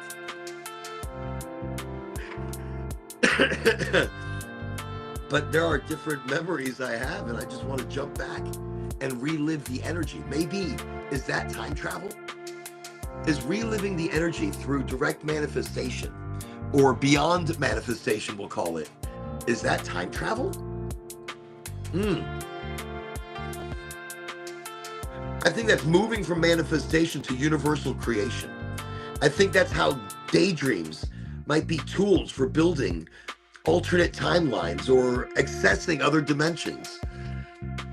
It's deep, but it's real. Look, collective thought experiments, and this is how groups focusing on one idea might create a shared metaphysical reality. I think that is what's happening in our shared reality right now. I think as a group, unbeknownst or unknowing to us, it's like we breathe without thinking about it. We do things without thinking about it. So without thinking about it, hiding in the back of our conscious, in the back of our psyche, in the back of our soul, our energy, our superflow, it's us. We're all connected. We're connected, and we are manifesting real-time creation. We are manifesting the world and the reality that we live in now. That's if we're not a holograph through a black hole, or that we are living in the middle of a black hole. So we are a universe in the middle of a black hole. I don't know if I feel very safe in that way. Okay, told you it gets deep. So I think meditative practices to explore the different realms of your mind and the different realms of maybe deep visualization for manifestation, sensory exercises, learning your mental stretchability, elasticity, stretchability. I think I like stretchability more than elasticity. That just feels good. By the way, thank you everybody for joining me on my ramblings on Highly Motivated. Just want to remind you that you are amazing. The holiday times are here. They're approaching. They're here. For some of us, they're here. For some of us, they're still approaching. Gifts and this and energy and people and family. And I just want to say, look, you're amazing. You're doing a great job. Here on Highly Motivated, we are all proud of you. All proud of you. So just keep it up. Keep up doing the best you can. Be better every single day. Strive for that better. What is that better? Who fucking knows? There's no specific better that you have to be. Just strive to be kinder. To be, I don't know what better is. Just be you. Be authentic. Be more authentico.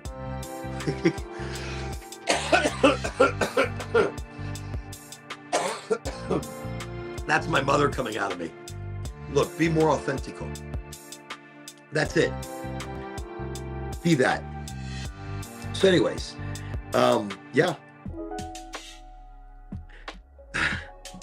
Oh, okay. All right. And the last thing I kind of want to chit chat about, which again, I know every episode I'm mentioning my birthday, but I'm going to. Not because of, and I'll mention birthdays. I know, okay, wait, no, I can't. I'm not going to do that. I can't. I think birthdays are very telling, and I think birthdays say, thank you, Chris. Chris is awesome. Y'all go check him out. I'm telling you, you're going to love his stories. Once you start listening to his stories, you're going to be like, this is, and he's got one, the most recent one, something Da Vinci. I don't know. I've got to check it out.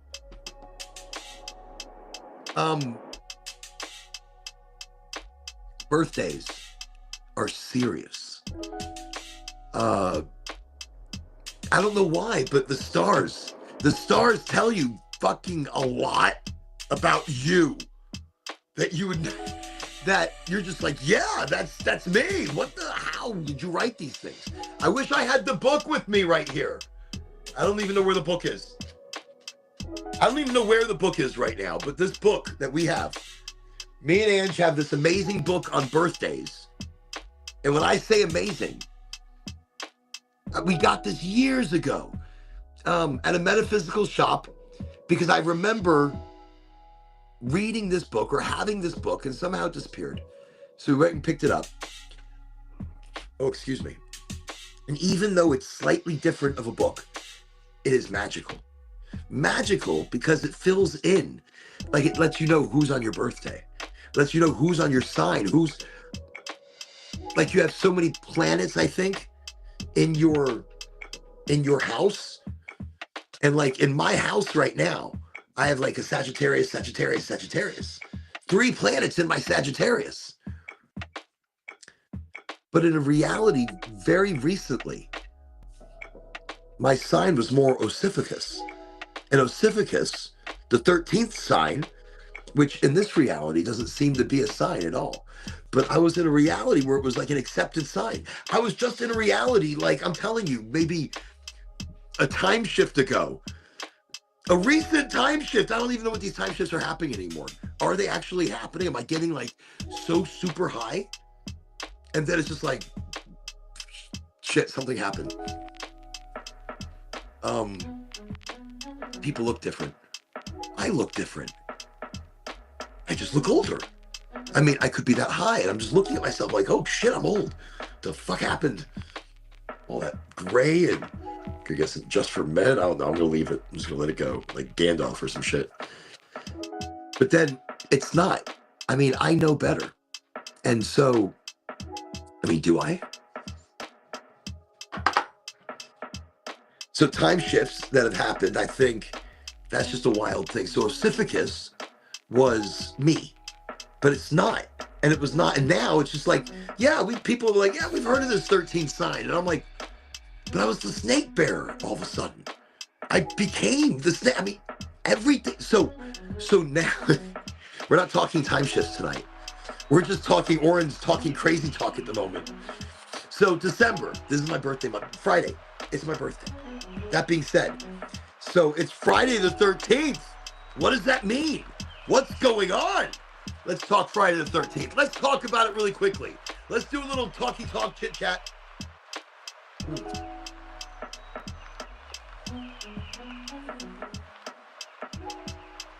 I gotta tell you something. Sometimes you just need a little music going there in the background. We all want success here on LinkedIn. And being authentic and intuitive goes a long way to understanding people. And that success, it does. But even in some of these people's authenticness, it's not true authenticness. They're not true authentico. And I hate to say that. On LinkedIn, there are some great people. No, let me tell you.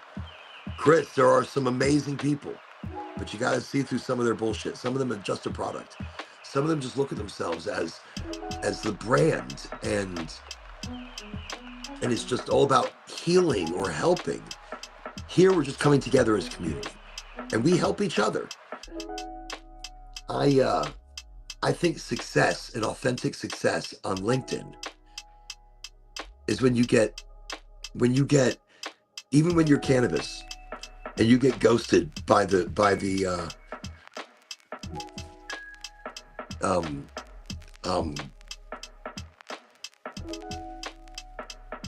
I can't. It's ridiculous. What just happened to me? I spaced. Okay. Algorithm. Wow. I feel like that was like a. Okay. So when you get ghosted by the LinkedIn algorithm, you know you've succeeded.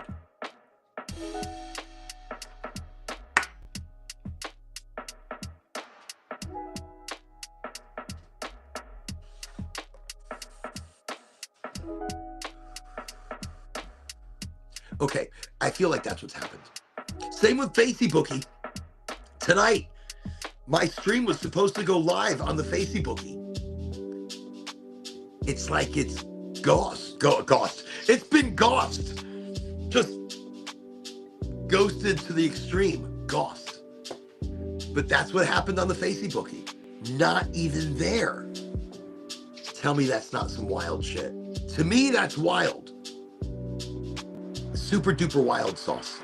Super duper wild sauce. I like that. But that's am I knocking shit off? I think I was knocking something off.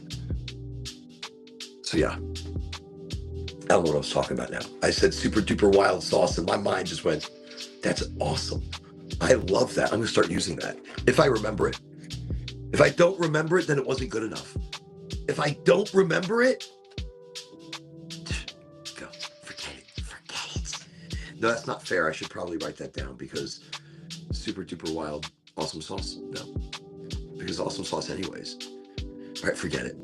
See, it was just too much. Now it's just too much wild sauce, wild awesomeness. I forgot it already. That's it. See, I've just completely forgotten it. You saw that live. It started as something. I processed it, and then I just didn't like it anymore. Or I didn't as I was saying it because then it got lost in its own translation. And then just... Okay. So lore. What lore is behind Friday the 13th? I'm glad I write notes topics I want to talk about. So, okay, the lore behind Friday the 13th. I mean, look, the fear of the number 13. I know there are buildings that have left the floor out of the building. So I want to tell you, they didn't leave the floor out of the building. They just skipped the number. That would be... That's it. They didn't leave it out. So they'd be like, no, they left the floor out entirely. I'm like, well, okay, they did. They did leave it out. They left out the number. That's it. And I think I've stayed at some hotels where I've seen that, where there wasn't a 13th floor. So, okay. I think that's, and that actually ties to Norse mythology And it also have ties to the Last Supper. So the Last Supper with Jesus and to Norse mythology. Tell me how interesting some of that is. I don't know, Friday's association with, I guess, a day of bad luck due to biblical events like the crucifixion of Jesus. So Jesus got crucified that day, and the number 13 comes from the Last Supper. I think there's a little bit of hocus pocus going on over here. Look, historical events like mass arrests of the Knights Templar, on Friday, the 13th, Friday, October 13th. This is December, but it was the year 1307. So the Knights Templar were arrested. They were being killed on Friday the 13th in October 1307. So that day, I'm sure, was traumatic. And the story that was being told to everybody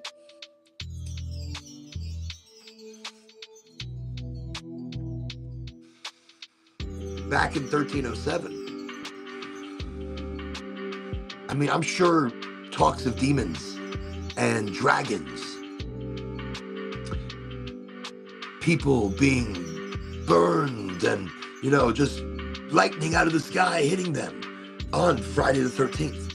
And things like this could stem from stories about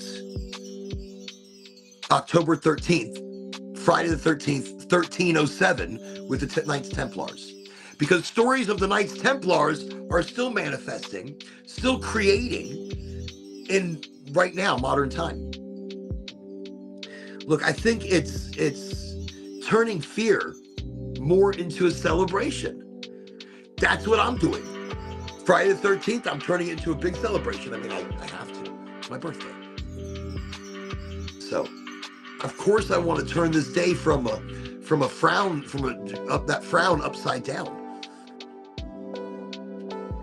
I know it's stupid. I know. I don't care.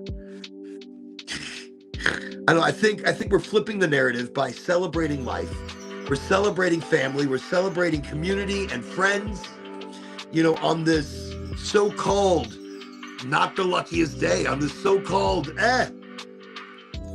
call it what you will, on this mystical day that has mystical lore, but that is it. It's not an unlucky day. It's a historical mystical thing.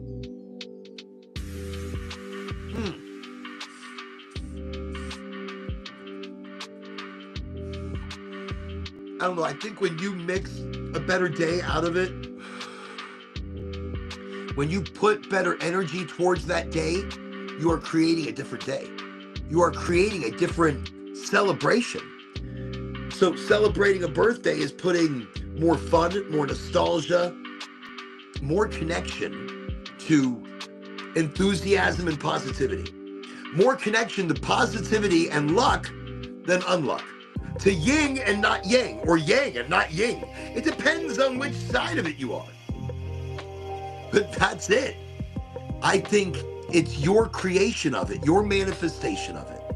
You're bringing it on of it. And my energy that is pushing towards Friday the 13th right now,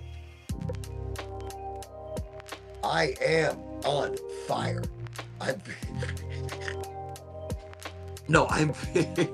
I'm feeling absolutely fantastic about it.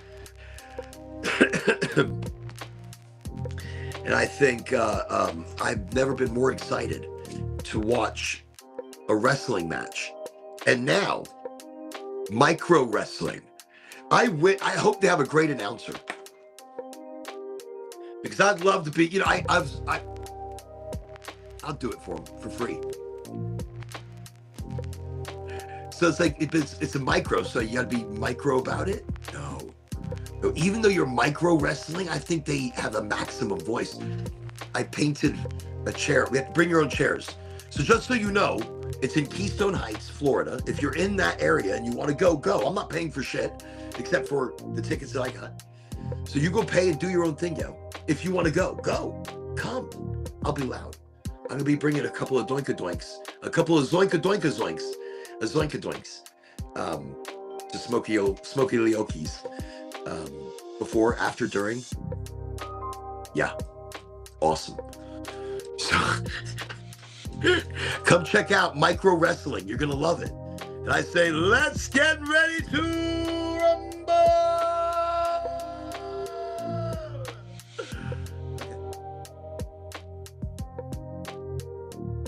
I am so pumped. Look, that's the positive energy I'm talking about. That's that positive magic that you need to ride, even in the harder parts of life, the harder times of life. Ride that positive enthusiasm, that positive magic. It may not be just positivity, but let's call it that to make life easy.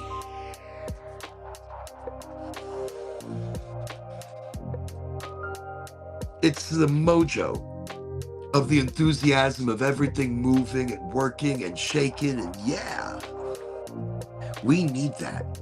We need that more in all of our lives. That influences things.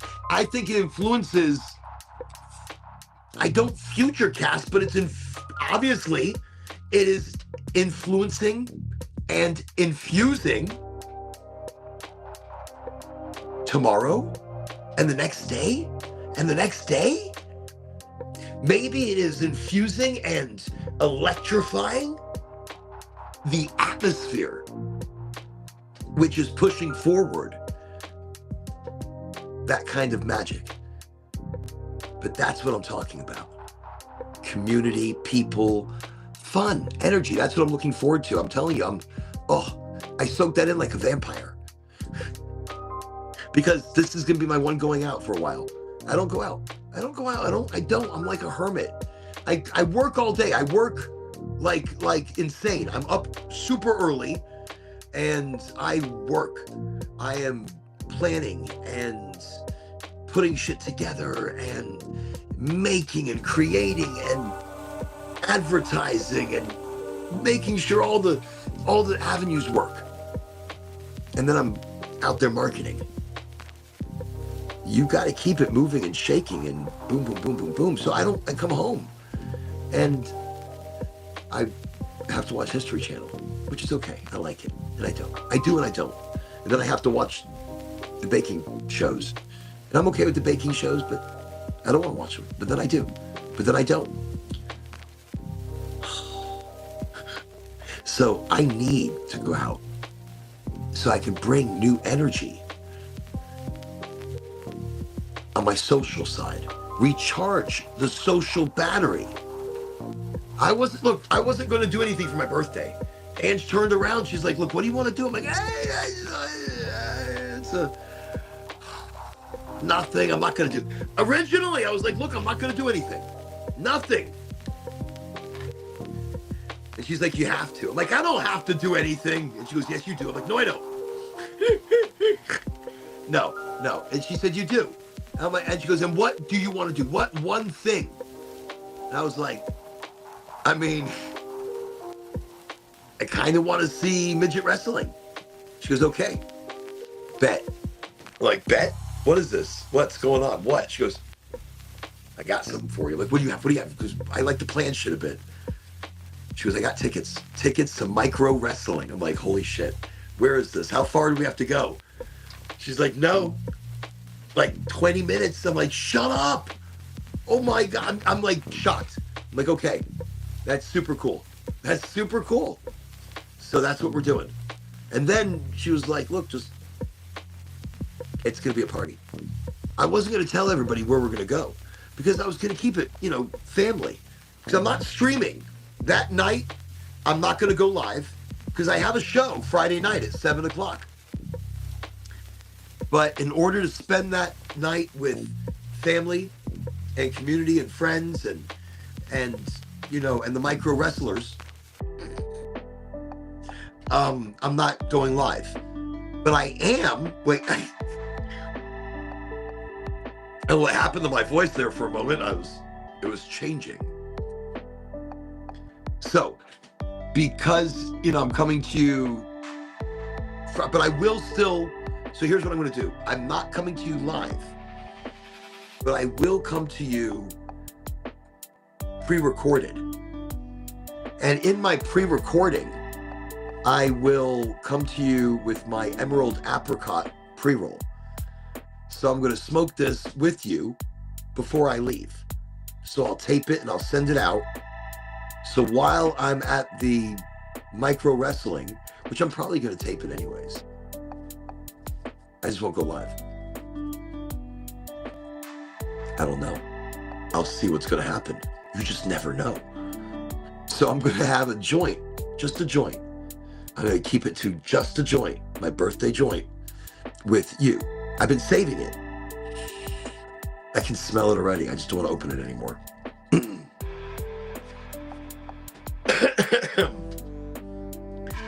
I think that tea kind of cleared me out. I was having a little bit of chest congestion, and I feel all right.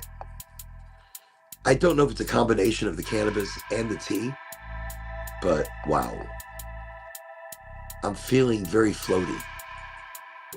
And the combination of this music and now my floatiness.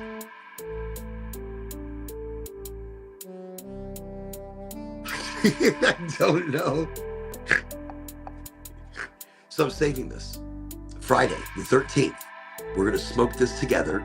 Emerald apricot from Goldflower. Super delicious. I'm probably making a trip to Goldflower on my birthday. I don't know. How much time I have. I am acting like I have all the freaking time in the world. I've got like no time. I got to do laundry or something eventually. See, these are the things that run through my head. Just ran through out of nowhere. So I don't hold on to information all day long. It just runs. It's sitting on my imaginary table. I tell you, I take all my issues, all my problems, all my thoughts, all the over-encumbering things that create and make you think of the past and the future and the present. You can't be you. You can't create and be you in the now. So they make you be so many different things. I take it all. Responsibilities, bills, like blah, blah, blah, blah, blah, blah, blah. I take it all. And I put it on an imaginary table. And then occasionally, like that, it'll just run right through my brain. I'm like, oh God. Then it's gone. But it's there. It's doing a long elliptical run. So eventually it'll come back again and say, hey, Bill. No, that would be crazy. Would it? It'd be an interesting way to remember things. Maybe not. Okay, the algorithm is the thing that ghosts us. I've been restricted before on some of my socials, and it's like, it's like, what's happened? What's going on? So when you talk about being restricted on socials, I just want to mention that being restricted on socials, I've been fighting this weird restriction on socials for a long time. Facebook has double, triple, quadruple restricted me sometimes. Like right now, I'm supposed to go live on Facebook, but nothing. It's like they ghosted it so hard. They were like, God. But I'm gonna come back and repost it or relive it and make it seem like it was live just for Facebook. So Facebook feels that this is live. So towards the end of the 2 hours, they're going to be like, okay, what's happening? I'm going to say, look, it wasn't live. Even though you thought this was live, but it wasn't live. But I want to make sure you felt it was live. So you got that same energy. Right? Okay. And I'm out of tea. There's no tea. There is a little itsy bitsy amount left. Let me just, hold on. Because it was so delicious. Let me just, and it's a super chunky tea, I'm telling you. But I want to drink the very last of it.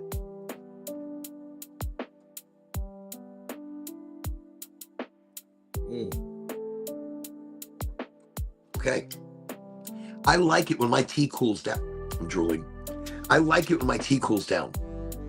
You're getting different flavors. Not as pronounced as when it's warm. And maybe not as good of an absorption into the body as when it's warm. I don't know. Does it make a difference? Yeah, I think it does. No, maybe not. Maybe temperature doesn't. I think it's just the soothing quality of a warm tea. that soothes that I don't know, that inner soul, that inner energy. It needs good tea. I just very yum yum yum yum yum yum yum. Look, life is all about the yum. Emotional yum, physical yum. I guess that's why food hits so many sensors. It's a multi-yum. It smells yum. It tastes yum. It feels yum. Texture. I mean, the other day, look, somebody asked me, I can't remember where it was. It was in a DM. They're like, "What's your go-to food? Tell me now." Like crunchy, cheesy, chewy. When I've been smoking, it's crunchy, cheesy, chewy. I do love me some crunchy, cheesy, chewy. Delicious. That's what it is. So anyways, yeah. And I did it the other day. Ooh, I don't know if it's like a trance that I'm on with the music, but or maybe the tea. That demania can kick your ass if there's too much. There was a lot of weed in there too, though. Like there was a lot of weed in there. Oh my God. It was cold. When I started, it was kind of chilly in here. I was like, I'm gonna go get my jacket. I don't think I'm getting my jacket. I don't think I'm getting my jacket. Okay. What was I talking about?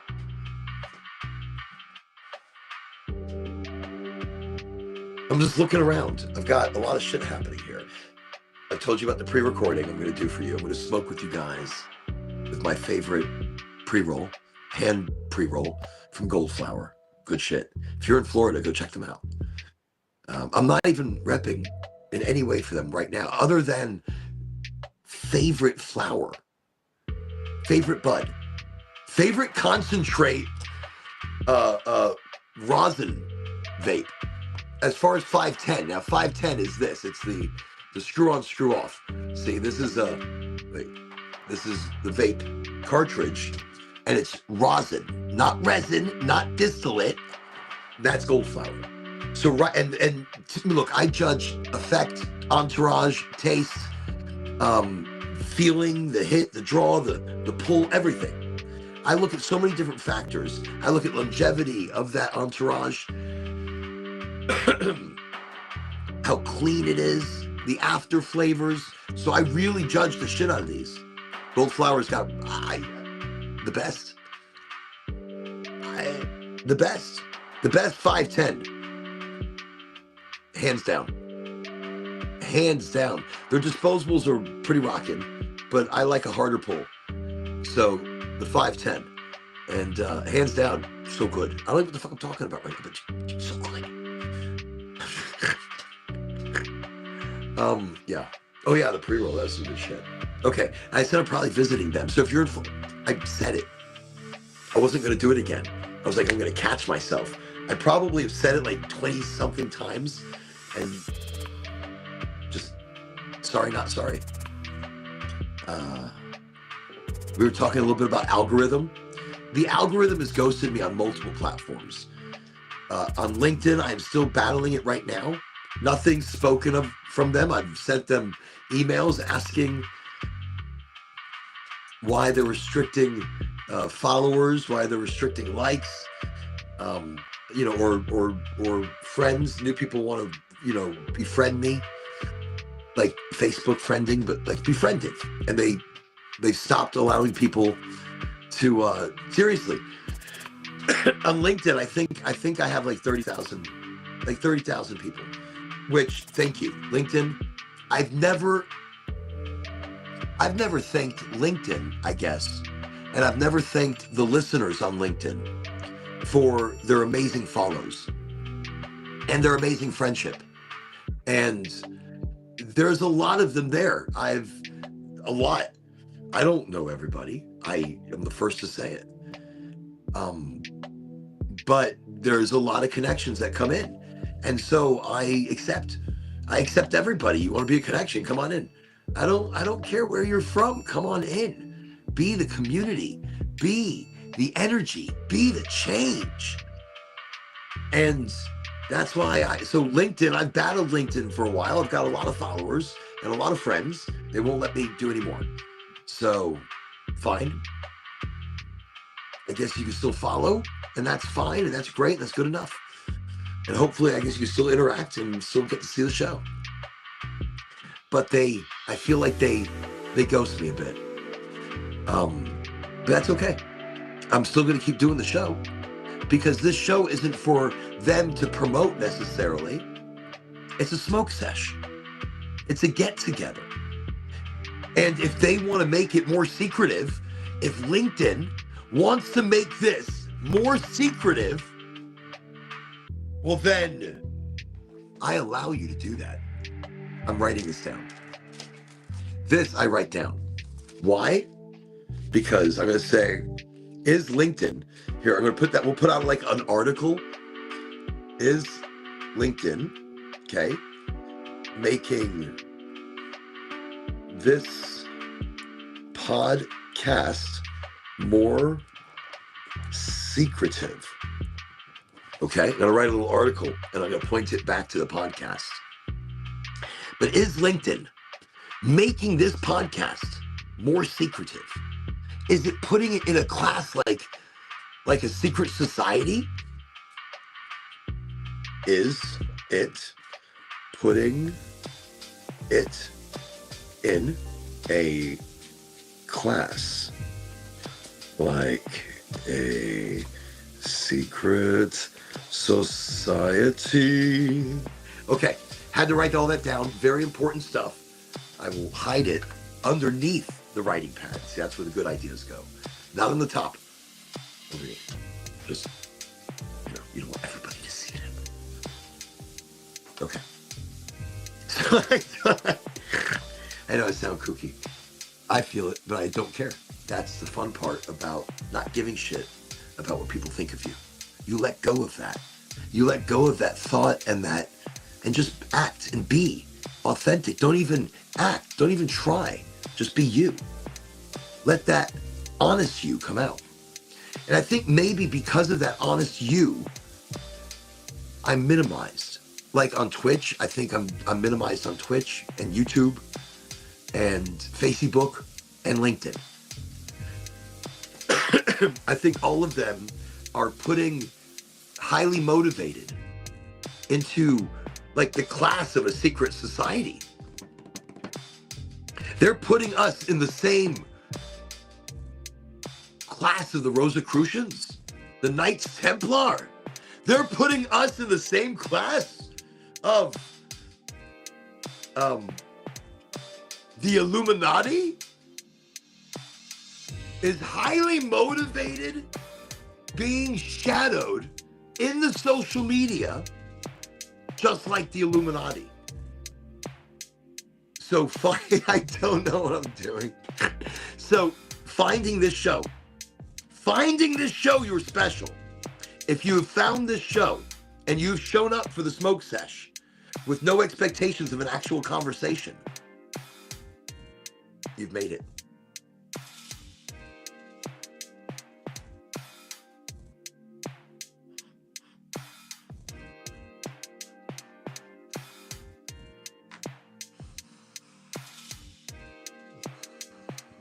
Congratulations.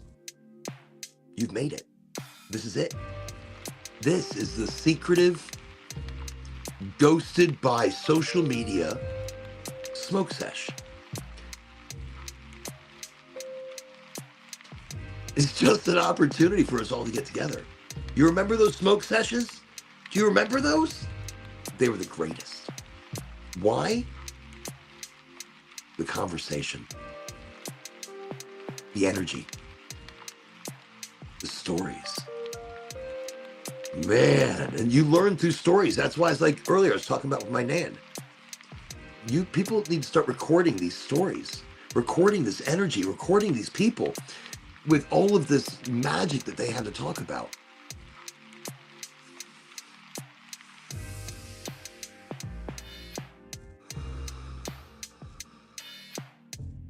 Ooh, I like what Chris just said.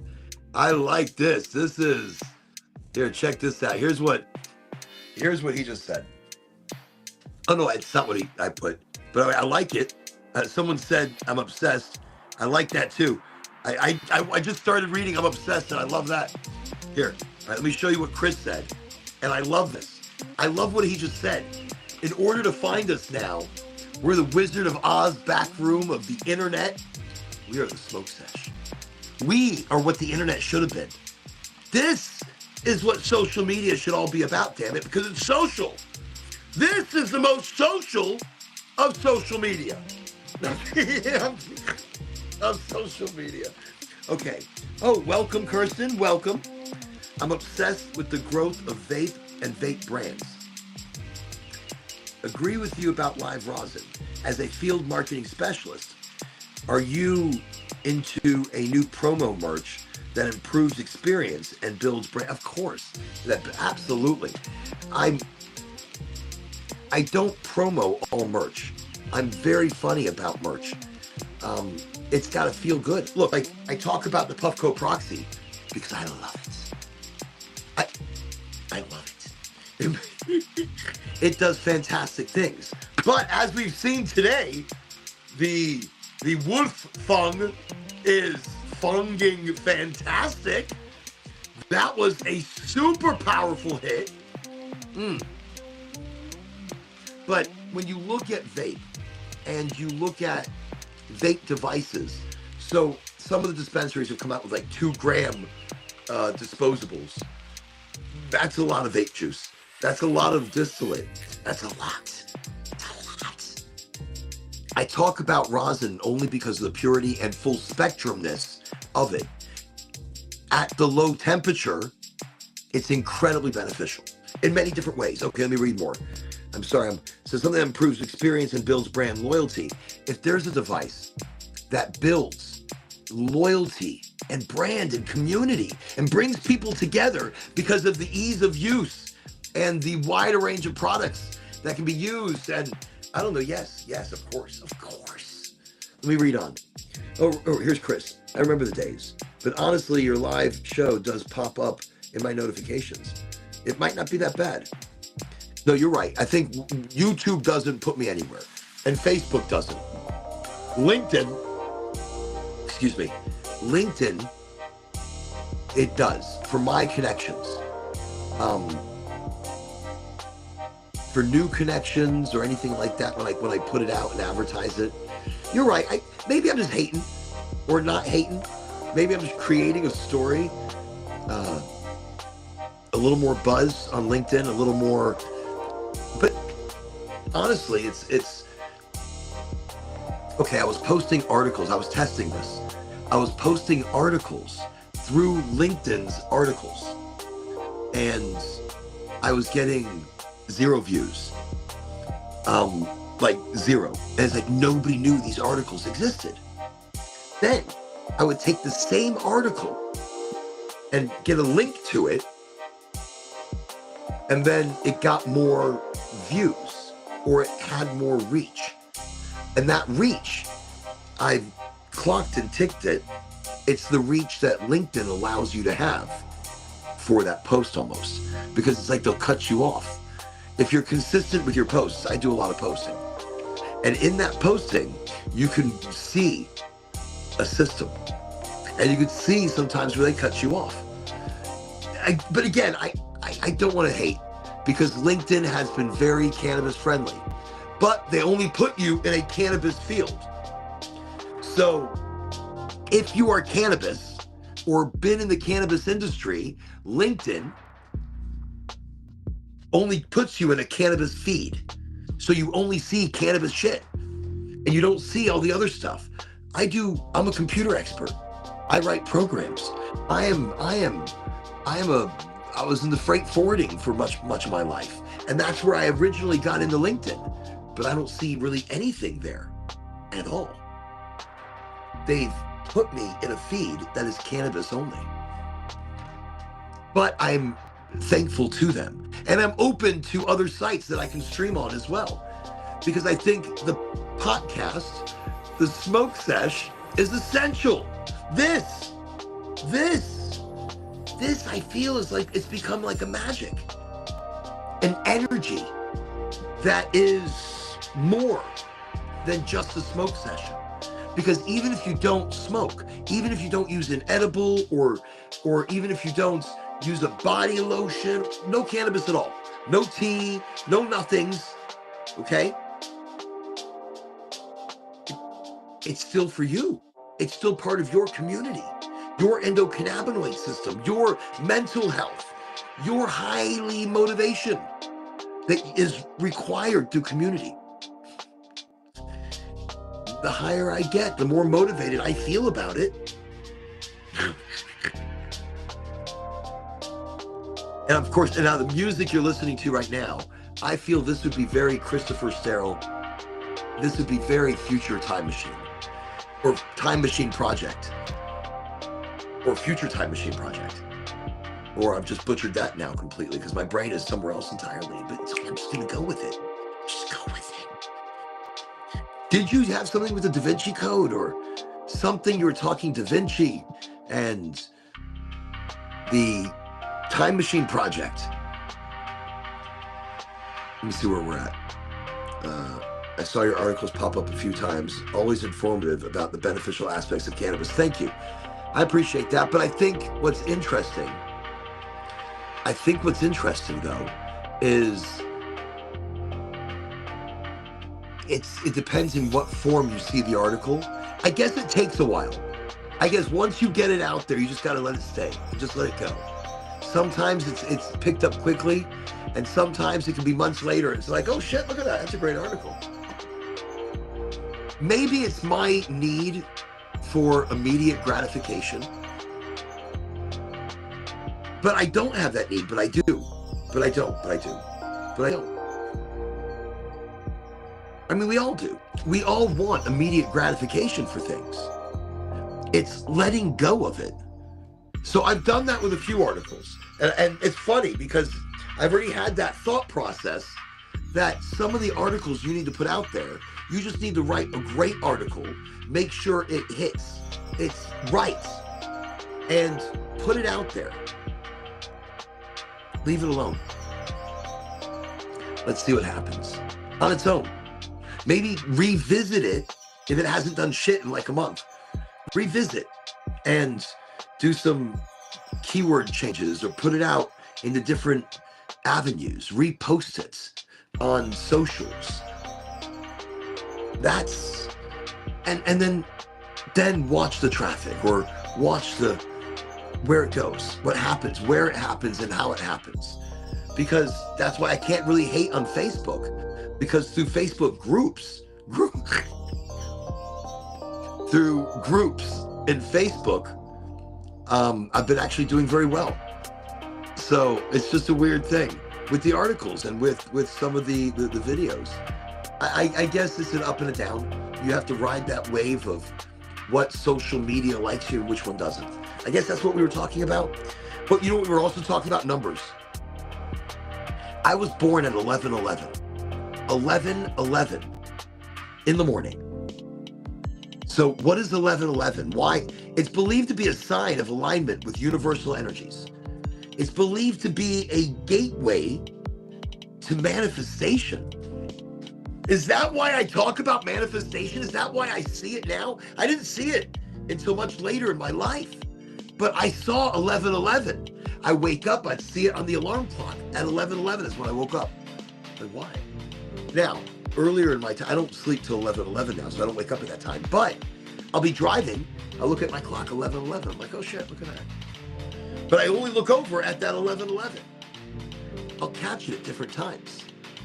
Some said it's like a religious thing, like an angel or a spirit or some magical shit's opening up somewhere. Pay attention to it. It's a time of alignment in the universe. Look, it's acknowledge it. Look, it triggers. 11:11 triggers like a curiosity. I know that. And a memory for very many people. It's almost like a cosmic nudge. You see, have you seen it? Have you seen 11:11? Have you seen 11:11? I mean, on the alarm clock, on your car, on the clock, it's 11:11. I mean, on a hand clock, I guess it's harder to see. It's more of a digital thing. There's also another time that does that too. It's not just 11:11. It's another one that pops up. I don't know what the hell it is right now. 1, 2, 3, 4. 1, 2, 3, 4 on the clock. That always gets me. 12:34. 1, 2, 3, 4. But 11:11, I always catch 11:11. It's kind of mystical. I don't know. Think about it and think about patterns that are in your life that go on every single day that you might catch. You might not catch it every single day, but look for the pattern and you'll start to see things differently. I think that's something a little bit deeper. I think that's something that's a different level. That's a different level entirely. Look deeper at life and you start to see patterns. That, I think maybe the 11:11 is a thing that coincides with the patterns that we catch in life. You know, Christopher, I appreciate that. Thank you very much. Oh, I'm sorry, I like this music. What is this program called? So I'm using a streaming program called Restream. Restream, Restream. It's I pay for it, and I'm able to stream to multiple networks. I'm able to pre-record and send out, which I haven't done yet, but I'm going to do for my birthday with the joint that I'm going to share with everybody. The Emerald Apricot. I'm so excited about this. I want to open it and smell it.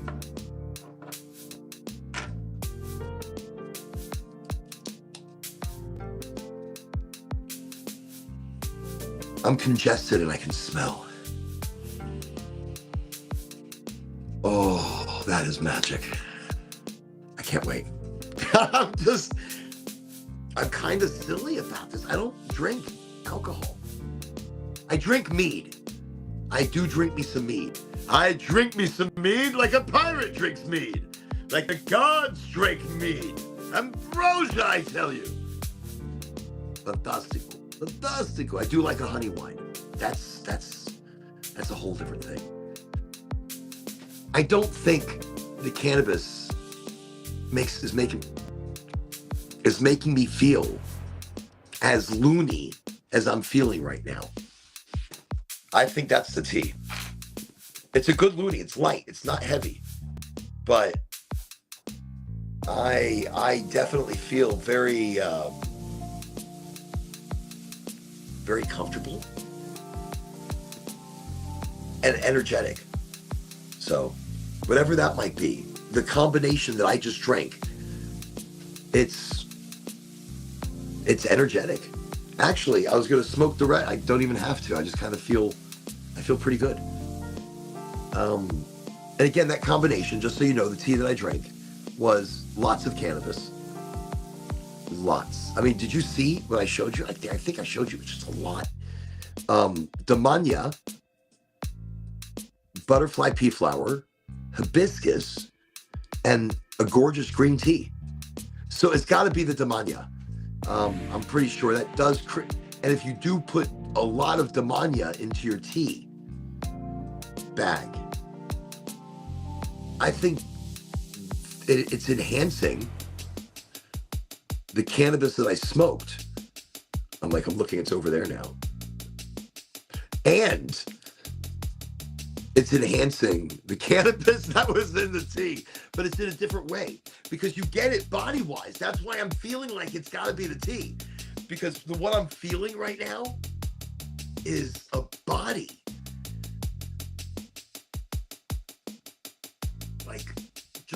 I can feel the body lightness, the body euphoria.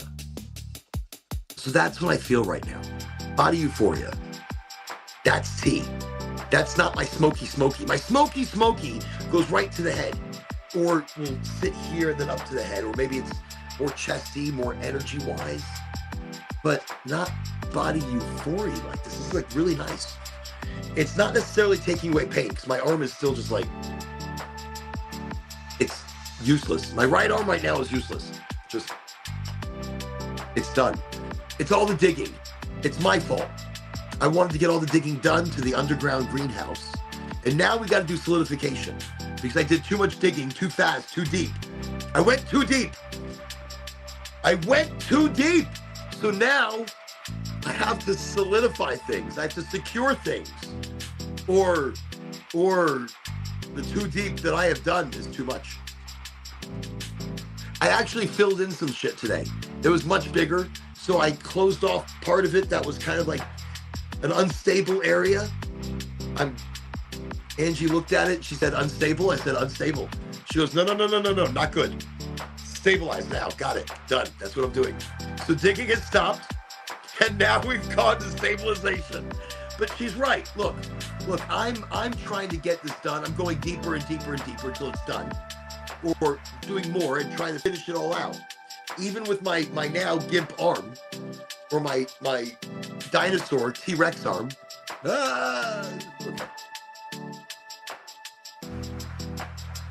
So but I have to stop because I have to shore up the walls to make sure we don't have a cave-in. That's how deep I have gotten in the Machu Picchu cliff that I have created, sort of. So I first created this step down area by digging, a lot of digging. And it was solid, it was stable. Once I got the permission to have an underground greenhouse, Angie actually said, that's where I can have it. So I said, okay, because I'm incorporating it with another project. That's going to be awesome, but not now, it's much later. So I'm working on this first tier, which is the greenhouse area. I've already dug the waterfall that goes into the first pond.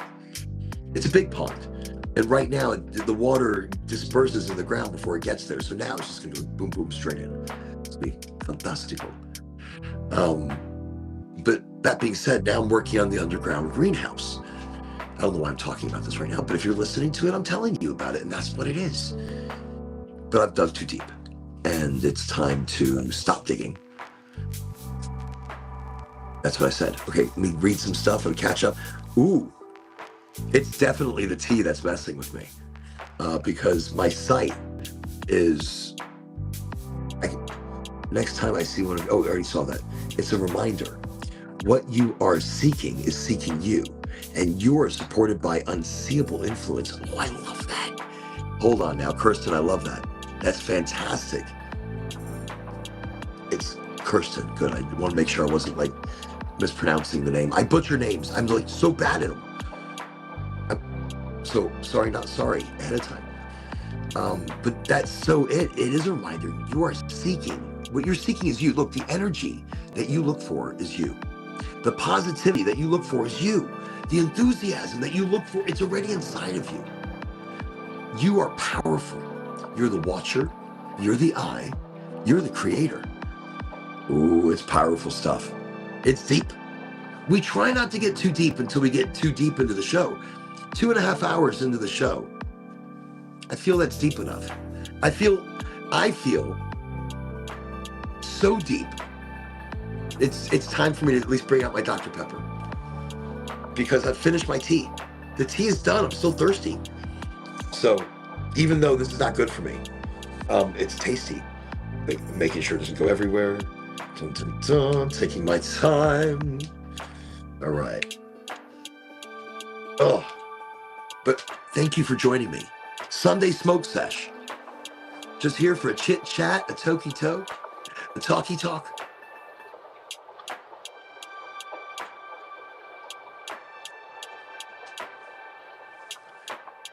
11:11. See, that's powerful. I look, could be 11:11 for some people.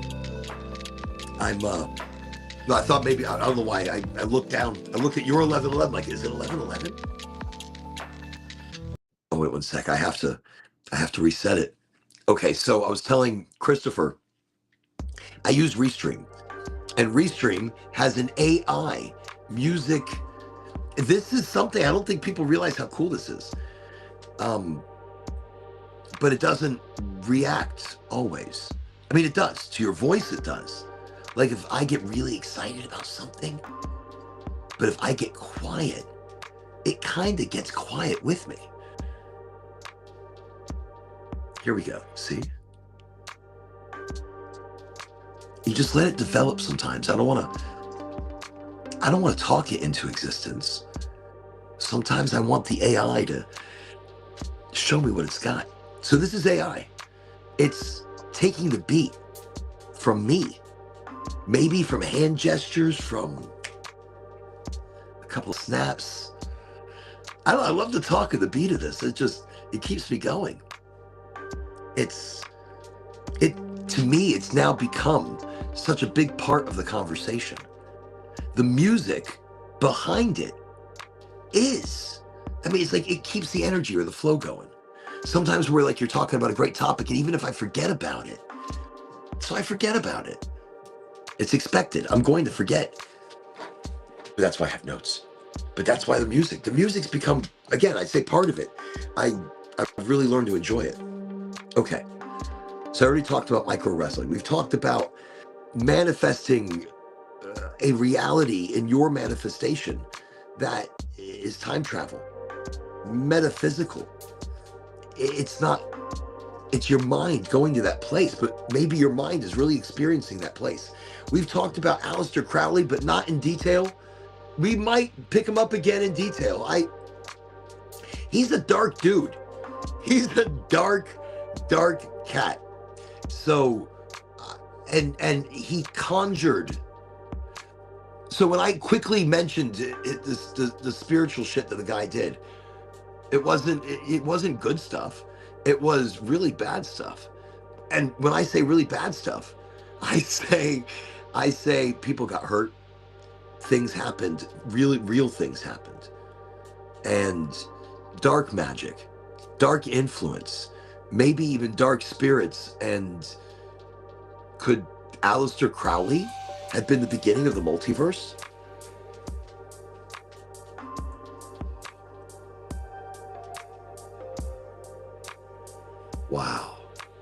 Wow. Could he? Could his conjurings have begun the split of our realities, our multi-realities, that it became a multiverse, a multiverse? So, okay, let me see what we're at. I was just looking at the Restream's background music feature. I need to get on Restream and multiple socials for more exposure. Absolutely, you do. I need to get on your say sci-fi time travel trip. I think we need to have high tea as we travel through time. I think we need to have tea and talk about history, but the wrong history. And I say that I think we need to unlearn and relearn the history of places like Taka, like I was about to say like Takalaka Chukalukon. I don't even know what place that was, but I will come with notes. There are sites all around the world, amazing, and history has ignored them. So maybe we should talk about some of those. Maybe we should talk about items found in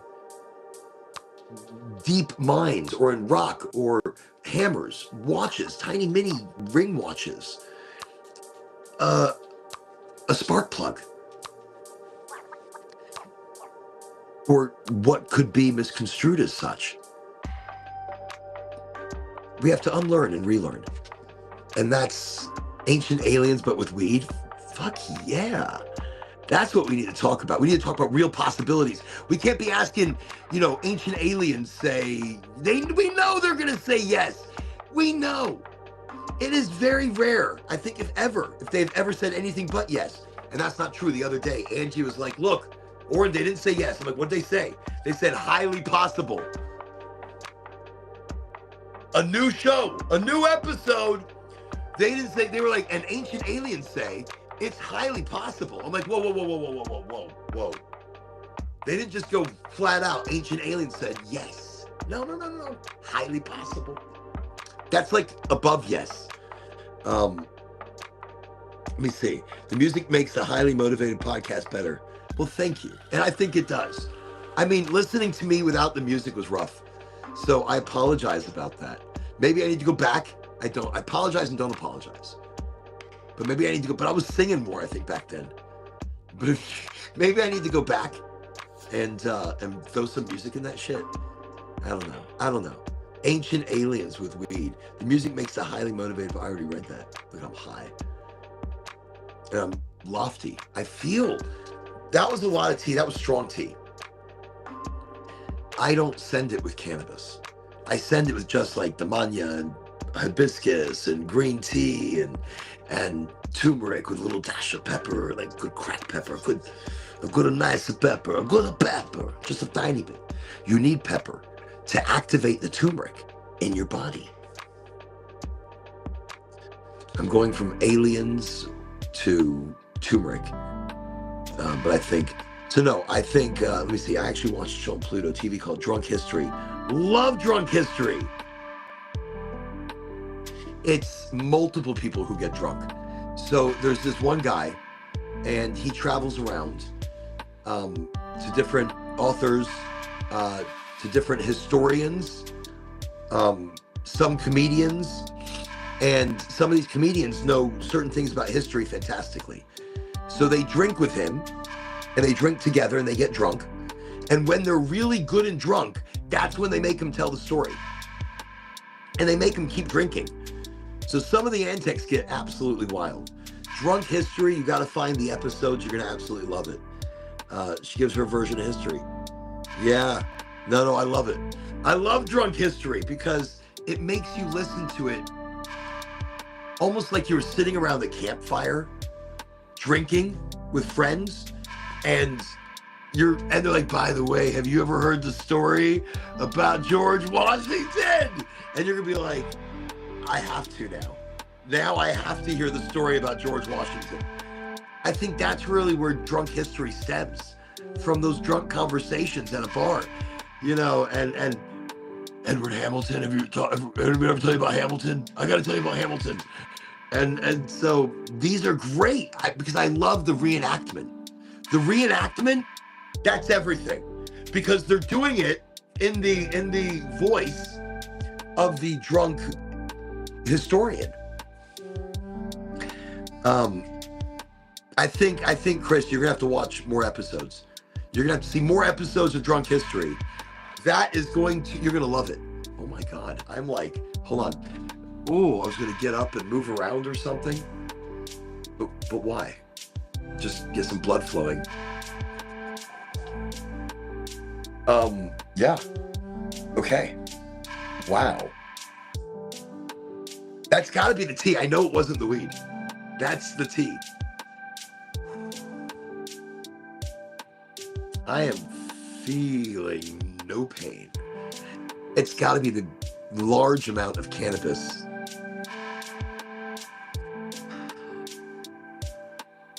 Okay. For fear of being way too silly, Billy, we're gonna start cutting things. I should anyways. Holy shit, look at the time. We talk forever. Thank you for joining me.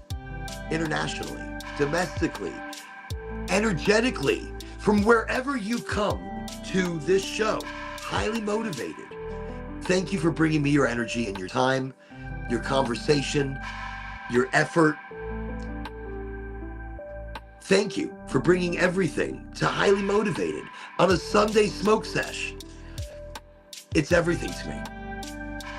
I send my love out to my English family, to my Nan turning 100. I send my love out to all my cousins that I got to see today. Not all of them, but most of them. Wow. How cool. How cool. Love that FaceTime shit. I wish I was there. I wish I was there drinking with you. I wish I was there singing with you. I know my dad, every song, my dad's gonna be like, I'll take the high road, you take the low road. I'll be in Scotland before ye. That's just what he'll be singing. He's, I mean, it's only a small part of us that we're Scottish. I mean, we're Scottish, but I think we're all, forget it, I can't talk. I couldn't keep going with that. Whatever was happening, it just stopped. It was like, you're gonna take the Scots, and the Scots are what you are. Now shut up. Oh, you're in Spain? Oh, that is lovely. I love Spain. Oh, okay. I can't even tell you about it. Okay, love Spain. 4:50 in the morning. Wow. Well, welcome to the start of a beautiful day. Welcome to the start of a magical day.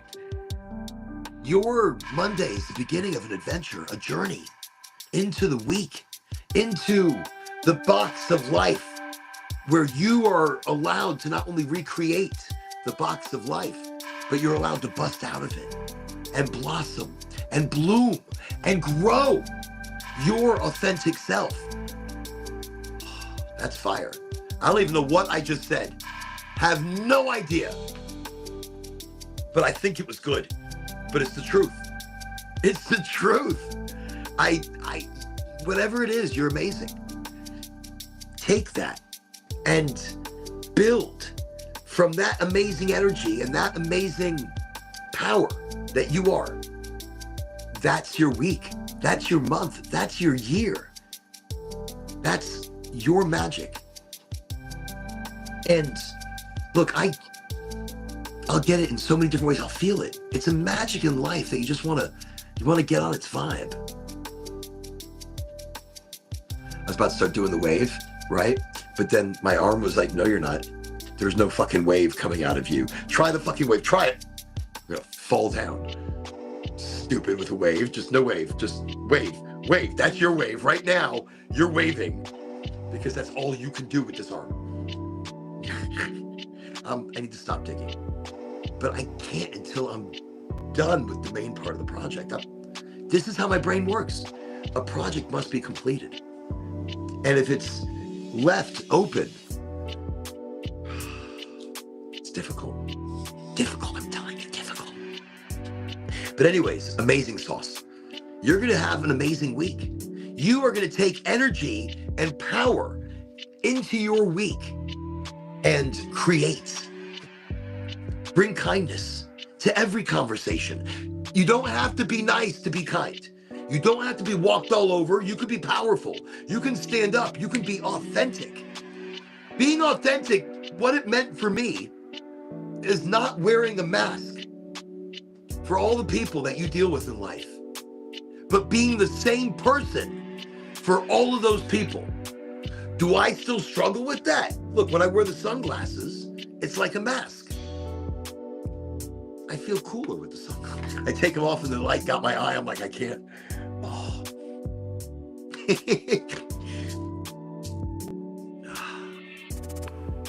I feel cooler with the sunglasses. But then at the same time, I think I talk differently.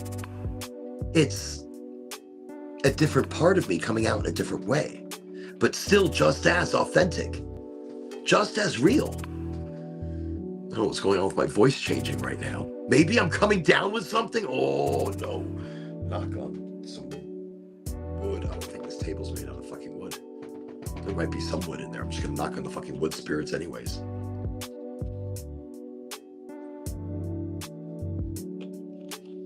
And that came from like pagan religions and then was turned into different things. So, but wild things. Okay, let me see where we're at. Thanks, Lauren, Kristen. Thanks, everyone. Thank you, everybody. Thank you. Thank you for being here, joining the podcast, joining your energy. It's just a great vibe. So take that into your week, everybody.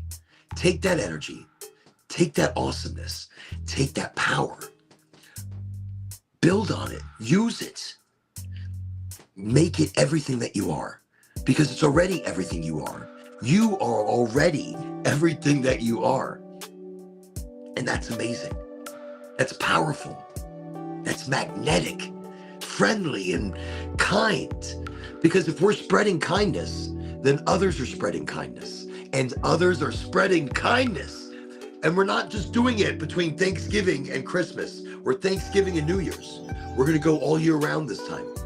We're going all year round. We're bringing it in with power and energy and love and kindness, because that's an easy thing to do. It's an easy, authentic thing to be, is kind. I still struggle with these things. I'm not perfect at all. I want to be the same person that they see, that you see, that we all see. But sometimes we see it differently because we see it from different angles. Ooh, more deep shit. I don't know what's going on tonight, but there's some deep snippets. Just deep. That's life. Life is a deep snippet. Life is a deep snippet of everything. It's all the small stuff that you're supposed to sweat and not sweat. Don't think about it.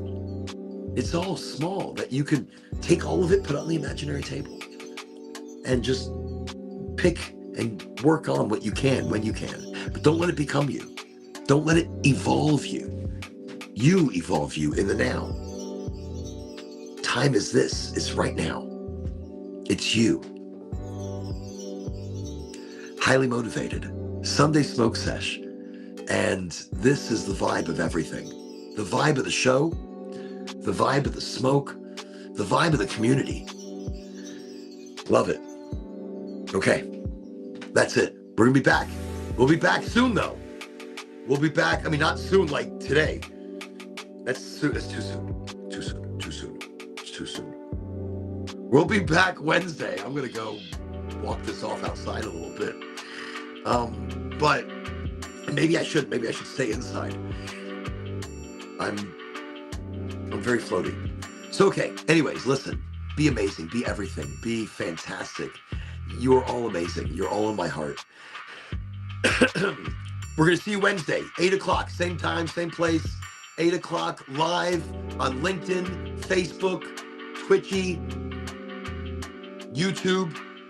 Share me if you like, share me if you don't, whatever. I appreciate it though. I do. Oh, excuse me. Dr. Pepper. See? That's why I start drinking Dr. Pepper and I have gas. I drank the tea. The tea was amazing. The tea was so delicious. But I'm also very euphoric, which is great. We need that. That's medicine. To feel like this is also medicine.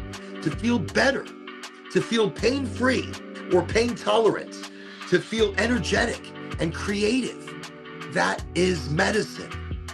We need to break out of our shell, break out of our ruts, break out of the plaque of disease, break out of it and become healthier. Promote healthier frequency and transmission into the body. Promote a healthier direction and forward thinking. Holy shit, there's some snippets out of me right now. I don't know what's going on.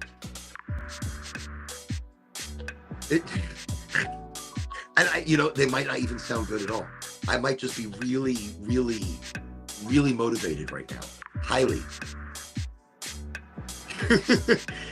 Whatever's going on because of that tea. Okay, that's it. That's it. I can't read anything. But you're all amazing. Oh, I see some golden hearts. Thank you. Thank you very much. That is super awesome. I'm all about gold, but it's the small things, not real gold, like fake, like the pen. But it's the best writing pen I have. It's good. And then the rosin is gold. A good rosin is beautiful and golden. Look at this one. I'm like, look at this one. Now look at this one. Wow. I am giddy right now. I don't mind keeping it live for a moment because it's not often I think I'm this giddy, or maybe I am and I just don't notice it.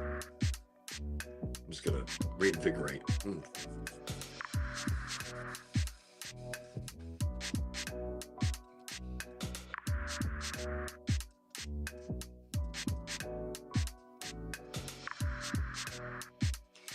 If that's distillate, I couldn't blow it out my nose. I'm like, but it's rosin. So I can blow that out my nose. I'm still going to probably sneeze, but that's good because that's going to clear out my upper chest. See, one action leads to another reaction. And that crazy thing and it blowing up is for a reason. So that later I can walk by something really bright and sneeze. This will probably make sense to me later, I hope. If I even watch this later. I've got to go. You're amazing. You're all fantastic. Watch me on Wednesday. I'll be back on Wednesday. It'll be insane. It'll be a great topic. Look up Aleister Crowley on your own and think what you will. Very dark individual. I didn't want to bring that kind of energy. I just want to talk about the individual and some of the things that he brought to the table, which I didn't really talk about then because he didn't bring. He had a church, a dark church, a lot of followers, a lot of people still follow Aleister Crowley. So again, that's why I mentioned him. Wanted to bring that out there. And try the tea. Just lovely. Lovely. Okay. I'm hungry now. Like, I've got super munchies happening. Like, crazy super. Yesterday, I don't even know if I was mentioning it. I crazy, crunchy, cheesy, chewy. I made nachos. Like, 8 layers of different cheeses. 8 layers of joy and crunch and fun and just, it's like, just a big thing. And I ate like 3/4 of it. What am I doing? I'm lactose intolerant. Why am I eating things like that? Is that the adventure for me? Is it because I'm daring my body to go, So, yeah, okay. That was, I don't know why I had to include that, but that was all part of the crunchy, cheesy, chewy. In that, you see, I don't care what anybody might think. I let the authentic feeling that I'm feeling right now come out without anything getting in its way. Not even myself. I want this podcast to be that every time, no matter who's watching. And I know a lot of people are watching now in different places that I didn't even realize, which is awesome. Welcome to the show, everybody. But in that, I want to remain authentic. Every word. That's all this podcast is an authentic smoke sesh. And if that's what happens, that's what happens. Welcome, thank you, good night. See you Wednesday. All right, that's it. I'm done.